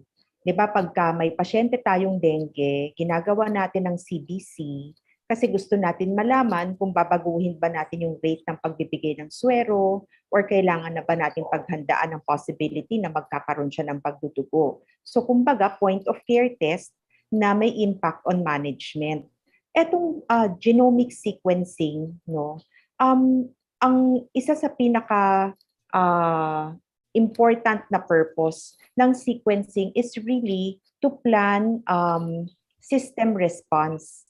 Kasi hindi naman mababago yung ginagawa natin para sa pasyente dahil alpha variant siya o delta variant siya o beta variant siya. Ganun pa rin naman ang ating management sa pasyente. So kaya ang ginagawa dito is kinokollect ang mga samples, binabatch run sila, no? Kasi nakikita naman natin dito yung information na kailangan natin to make a change in the system's response. So I think we need to understand the difference, no? Hindi siya point of care test It is a test that we use to plan the response of a system. Therefore, in such a setting, pwede namang hindi ka agad-agad, no, gawin yung testing at hindi ka agad-agad i-release yung resulta. Of course, gusto pa rin natin timely, no? Hindi pwedeng sobrang tagal, pero hindi naman kailangan isasubmit today, bukas may resulta ka agad. Thank you. Alma? Yes po, Yusek. Yes, I just like to add, no, to our experts, kailangan ho nating tandaan, lahat po ng sinisequence natin, they were already confirmed as positive cases. And when you have a positive case of an individual with COVID-19, we do our current protocols already. So ina-isolate na po sila, they are constantly monitored, at sila po ay ginagawa na ng mga karampatang lunas or management na meron tayo. So kapag ka po sila ay nagkaroon uli ng another result for whole genome sequencing, meaning they have the variant, we are assured that they had been managed already. We will just add extra protection or extra layers of management. So kailangan po talaga na lahat ng positive samples na nakukuha natin ay naisa-subject natin dun sa mismong protocol natin so that we are assured that even they turn out to have these variants of concern, we were able to manage them properly and we will just extra layers of protection. Alma, I just wanted to pasensya na, but I have a very important meeting. I will leave, Director Subaan, I will ask your permission, all of you. I will be leaving, but we have the experts and Director Thea and Director Subaan who are capable to answer all of the questions naman po. Gusto ko lang magpasalamat sa inyong lahat and sana po kung magkakaroon tayo ng mga agam-agam dito po sa mga impormasyon na meron tayo, madali pong kausapin at ma-coordinate dito po sa Region 6 office natin para po tama po ang information na maipapakalap natin sa ating mga kababayan. Maraming salamat po and thank you to our experts and Director Subaan. Salamat po. Maraming salamat, Yusek Bergeri. Maraming salamat for your time and for your inputs po. But we move on po for the questions. We still have a pool of medical experts with us here and of course ating regional director, Director Subaan. So RD, sa'yo ko na lang po muna ibabato yung isang question from our media partner from Eljan Mejia of Action Radio. Is Region 6 po ba ready when it comes to facilities, medical personnel, and others for the Delta variant? Well, we're preparing for the worst and simply because hindi lang naman Delta variant yung meron ang Western Visayas, meron kaming Alpha, the Beta, and the other virus of concern and virus of interest. And that's why when our pool of experts were sharing to us information, we're also listening intently. As of now, we're preparing for the worst scenario. And a part of that, I have already shared kanina kung ano yung ginawa natin, but always in collaboration and in coordination with our partners dito. And that's why we have activated our response clusters and the other structures na kailangan. We're preparing for the worst scenario and we are preparing all the health facilities and by reminding them of what are the things to be done. We have to increase our response capacity. Yun yung naman kailangan talaga, both in the hospital and our public health facilities. And of course, we have always highlighted the need of the community support. Because without that, we will all fail in this battle against COVID-19. Back to you, Ms. Alma. Thank you po. For this next question, maybe Doc Thea can also help respond. Sapat na po ba na hanggang July 31 po ang ECQ classification ng Iloilo City and Province para gawin ang mga measure matapos na ma-detect ang Delta variant? Mahirap sagutin, no? Ito ay nakadepende talaga sa pagtutulong-tulungan natin, hindi lamang LGU, ng region, ng national government, pero gusto kong paalala, meron tayong workplaces, establishments, and even the individuals, no? All of these have to come together para po mapababa natin ang kaso. So, siguro mahalaga pong ipaabot na ang pag-de-escalate po ay nakabase hindi lamang po sa pagbaba or pagbagal ng mga kaso natin, kung hindi doon sa pagbaba din ng ating healthcare utilization. Yun po yung naging primary metric talaga, kaya po natin kinailangan, no, itaas to ECQ ang dalawang lugar na to at napakahalaga ng pagdadagdag ng mga kama para ho ma-lower natin, no, to moderate risk man lang sana ang ating mga healthcare at ICU utilization rate. So ito po ay i-review natin sa susunod na linggo, and of course, we all really want naman na huwag tayong maiwan sa mga ganitong very restrictive na community quarantines. Doc Thea, parang follow-up na lang din po sa unang tanong tungkol dyan. July 16 po kasi na-impose yung ECQ in Iloilo City and Iloilo Province. Ang tanong po ni Mr. Eljan Mejia, nakatulong po ba ang pag-implement nito sa pag-decrease ng number of COVID-19 cases sa Iloilo City and Iloilo Province? I-context lang natin na siguro medyo technical, no? Pero yung mga ini-implement kasi natin na measures ngayon, mararamdaman natin yan at the least 2 weeks after. Bakit? Kasi po ang incubation period ng virus na to ay 2 linggo. So posibleng bago o nung simula na ma-implement po ang ECQ, meron pa pong mga nagkakasakit dyan o di kaya doon pa lamang po sila na-expose at posibleng makita pa natin na sila ay magkasakit o maging positibo sa dulo ng 2 linggo. So, yan ho yung titingnan natin, no? Padulo na po ng 2 weeks sa end of July. Sana makakita na nga po tayo, no, ng pagbaba. At gusto ko pong ipaalala, hindi lamang po isang baba, no, o decline.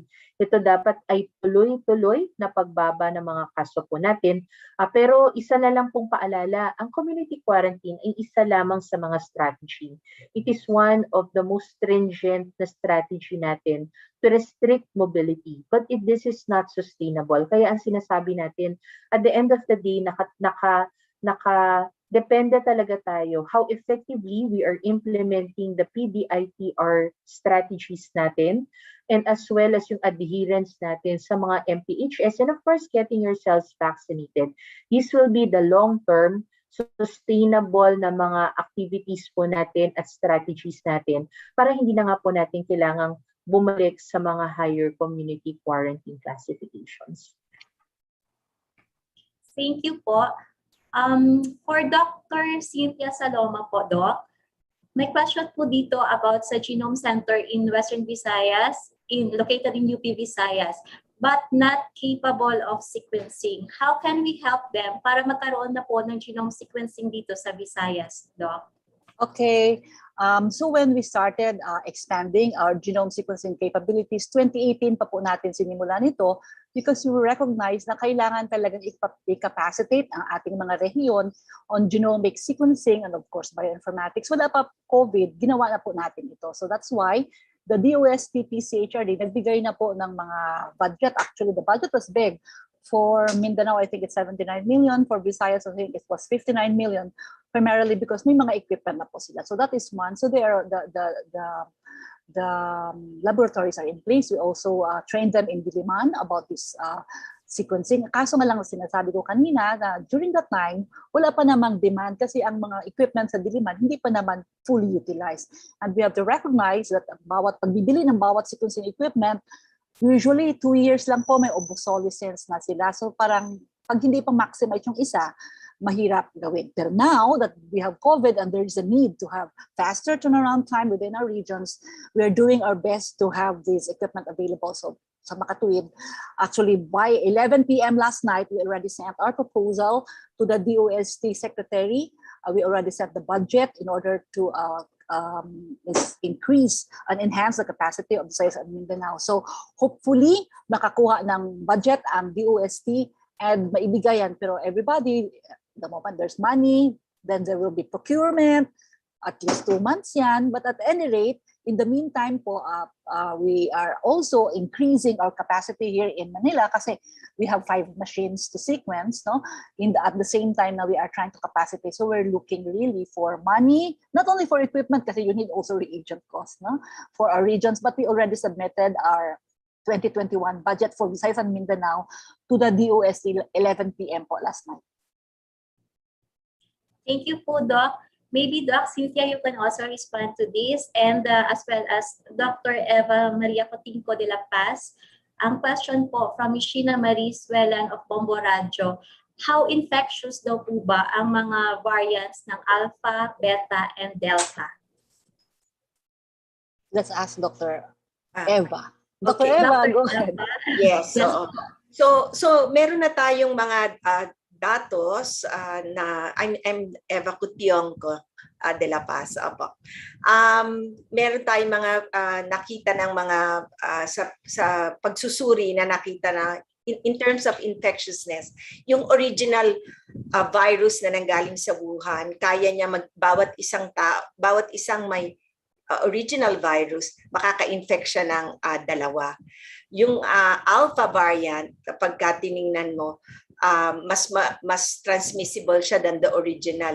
So pwede siyang maka-infect ng isang may variant na ang alpha, 4 hanggang 5 tao ang kaya niyang i-infect. Pero sa delta, doble nun. Hanggang 8 tao, isang taong may dalang delta variant ay kaya niya mag-infect ng mga 8 tao. Anong ibig sabihin nun? Nakita sa mga datos na ang delta variant ay 60% more transmissible than alpha variant, which itself, it mas transmissible than the original variant. Ganun din yung mga nakita sa beta variant na mataas din ang kanyang transmissibility. Kaya nga kanina, in-emphasize na ni Dr. Cynthia Saloma na importante hindi lang delta binabantayan natin, pati beta dapat bantayan din natin. So sa makatuwid, lahat pong yung variants of concern, dapat po ay tinutuon na natin ng pansin sa pamamagitan ng pag-practice ng ating minimum public health standards. Yun lang po. Maraming salamat po, Dr. Eva Maria Cotinco de La Paz, yung expert Cotionco de La Paz. De La Paz na lang. De La Paz. Yung expert po natin from UPNIH. Maraming salamat po, Doc Eva. May tanong po dito for, I think Doc Thea can answer this, although this was already presented by Doc Annalisa kanina. Sa buong Pilipinas po, may mga cases ng adverse events following immunization. Meron na po bang assistance ang government sa kanila? Doc Thea? Okay. Sa ngayon, no, meron naman na nga tayong mga na-report na mga adverse events. Ito ay mga normal naman. No? Kadalasan ng mga adverse events natin ay very mild ang tawag natin, no? Posibleng may konting pamumula o di kaya naglagnat o kaya mga pagsakit ng ulo, no?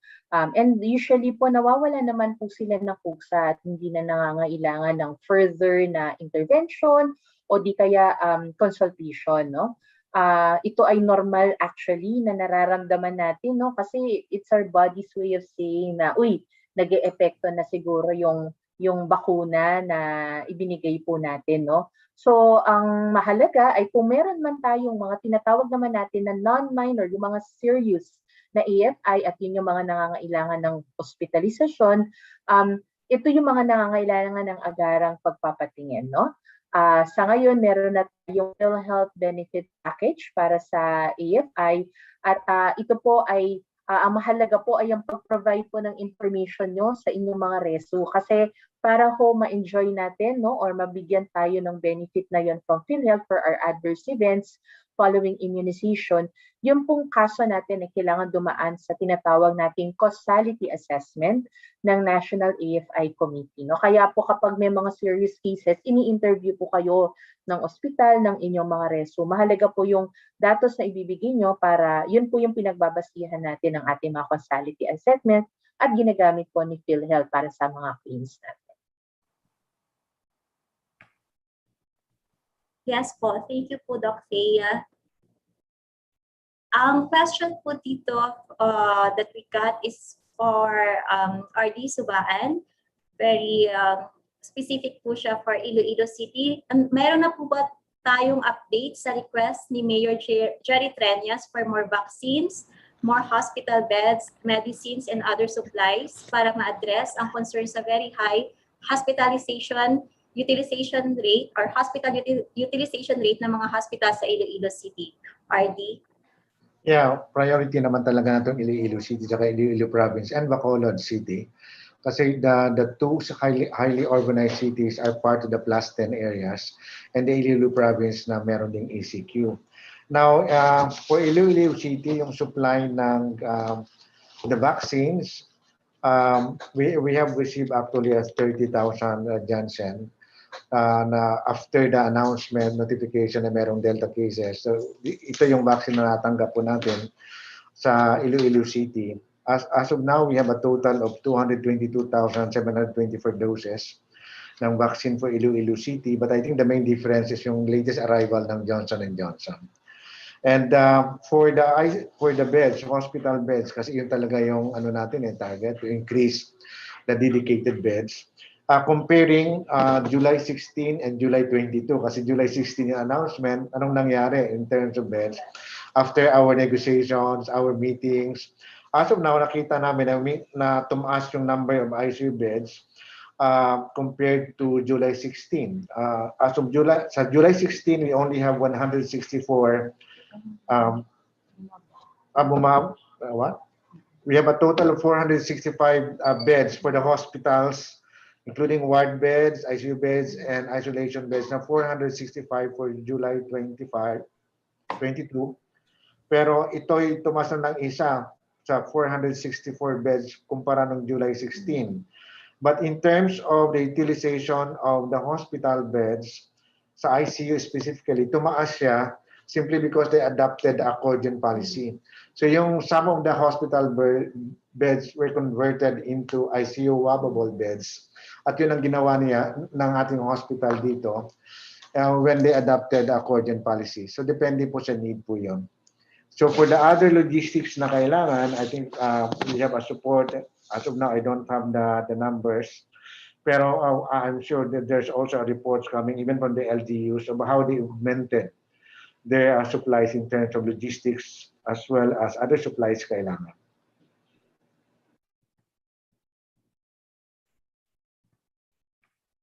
Thank you po, Doc. For question po for Doc Ana, we're down to 2 questions na lang po siguro for the benefit of ating mga medical experts po ngayon kasama. For Doc Ana, yung question po, pwede na po bang i-exempt yung mga fully vaccinated na mga medical frontliners, senior citizens, pregnant women, persons with comorbidities and economic frontliners sa mga quarantine restrictions dahil fully vaccinated naman po sila?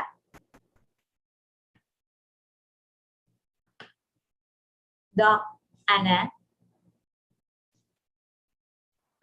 Alma, if I may respond na lang. Yes po, Doc Thea. So the IATF has recently released a resolution as to what will be the quarantine status for our close contacts na mga fully vaccinated na. So ito ay bagong na-release natin kung saan ang nire-recommenda natin ay kailangan pa rin po natin mag-quarantine, no? Alam naman natin na kahit tayo na bakunahan, posible pa rin po talagang tayo ay magkaroon ng infection at posible pa rin po nating i-transmit. So the current protocol is 7B quarantine with the 50 testing.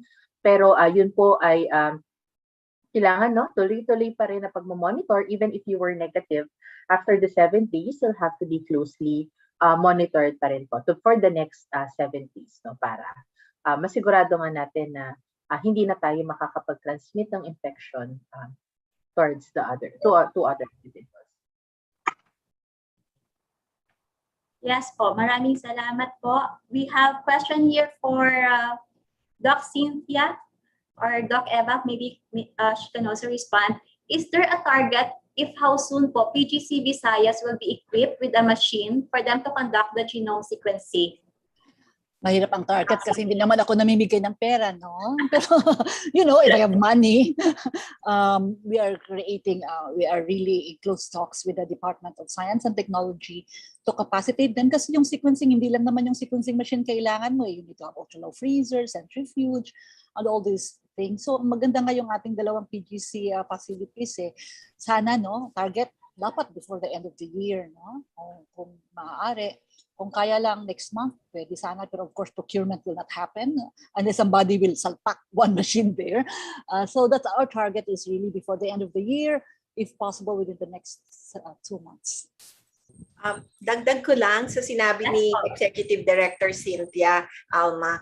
Ang importante rin na kailangan sigurong malaman ng mga tao ay hindi naman tumigil ang pagtitraining ng PGC main. No, ibig sabihin nag-equip na ng mga tao, na-equip na ang mga tao sa PGC Visayas and Mindanao. Nabigyan na sila ng training sa sequencing at saka sa pag-a-analyze ng mga sequence data. So, katulad ng nasabi ni Director Cynthia, kung may pera siya, maglalagay na siya ng equipment dyan sa mga satellite facilities. So hopefully po sana soon, Mom. Mm-hmm. So last question na lang po kasi 12:40 na po dito sa time po for RD Subaan. RD, may we clarify if there is a Theta variant case in Iloilo province? Can we look into our summary of the list if we have? I don't have the list right now. We received a summary of the list na yon yesterday. And I'm asking my technical person to look into the listing specific for the province. Theta, right? You're asking for Theta? Theta po. The province for the Theta, wala naman. Yeah, for the province of Iloilo, it's not in the list. We have 9 total indoor. There was 9 yung verified. And well, we have 1 in Iloilo province in Santa Barbara. A local case was Theta variant. Ayan. The rest are in Aklan, Antique, and Iloilo City and Negros Occidental. But yes, there's in Santa Barbara 1 for the Theta variant. Miss Alma? Yes, Pwede po, ba Dr. magbigay ng karagdagang information tungkol sa P.3? So mula po July 6, na-reclassify na po siya ng WHO. Hindi na po siya variant of interest. Siya po ay alert for further monitoring. Ang kanila pong justification po doon sa pag-reclassify po niya from variant of interest to alert for further monitoring kasi po ang sinabi nila na bagamat mga 269 sequences po ang na-upload na dun sa database ng mga kung saan ina-upload ang sequences galing sa 14 na mga bansa. As of July 6, 71% po nito ay mga sequences ay na-report sa Philippines. Kasi tayo po unang nag-report noon, nung nagka-surge sa Region 7 nung unang parte ng taon sa Central Visayas region. There have only been sporadic detections or small clusters of cases globally. Kaya po nila ni-reclassify siya as alert for further monitoring. Subalit, kung dadami pa rin po ang mga kaso dito, patuloy po natin siya susubaybayan kasi po pwede naman natin siyang sabihing variant of local interest. So ganun po yung, kaya tuloy pa rin po natin siyang i-monitor. Hindi na po Theta ang tawag sa kanya, babalik na po muna siya sa P.3 dahil na-reclassify na siya. Yun lang po. Thank you po, Doc. I think RD will have a rejoinder.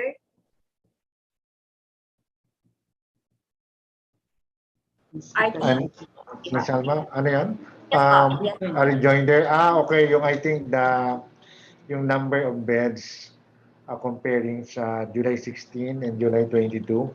And then because our hospitals have adopted an accordion policy, tumaas ngayon yung the ward beds.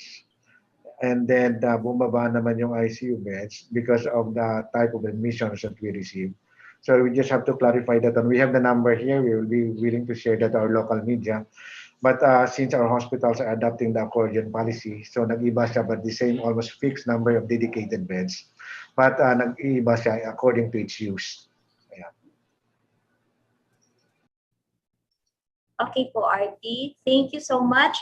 So I guess those were the questions that we received from our partners in the media here in Western Visayas. We would like to thank our pool of experts who joined us here today. Dr. Alithea de Guzman, Dr. Cynthia Saloma, Dr. Annalisa Ong Lim, Dr. Adriano Subaan, and Dr. Eva Maria de la Paz.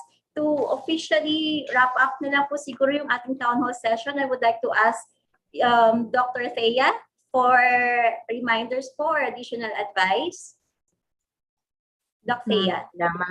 Salamat, Alma. And again, no, una po, salamat po sa ating regional director at ang buong CHD6, no?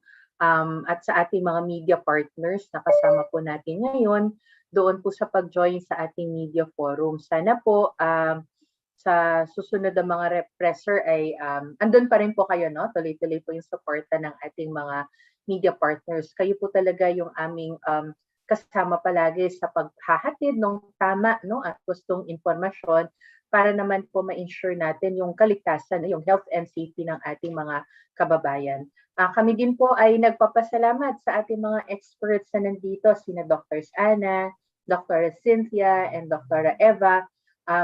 At of course, ang ating regional director, no? At para po sa pagpapaunlak doon sa ating invitation at doon sa pag-share nga po ng mga information and updates natin sa COVID-19 and what we should all be doing, no? Para po masugpo na talaga po natin to. Pero ito na lang po siguro yung aming gustong huling paabot na mga mensahe. Una, yung pagpapaalala ng mahalaga, no? Doon sa very consistent na pagsunod sa ating mga public health standards at yung effective na at maigting na pagpapatupad ng ating PDIPR strategies. Again, these are effective na mga measures para po tayo ay maka-avoid, no, makaiwas na tayo ay ma-infect ng COVID at tayo ay maka-infect ng iba ng COVID. At kasabay ng mga ito ay yung halaga ng pagpapabakuna po natin, no, against COVID. Ang panawagan po natin sa ating mga kababayan na kasama na po sa mga eligible population na magpabakuna na po tayo. Ito po ay hindi lamang para po sa atin, no, kung hindi para na rin po sa safety, sa kaligtasan at kapakanan ng ating family at ng ating community. So yun lamang at magandang araw. Maraming salamat po, Dr.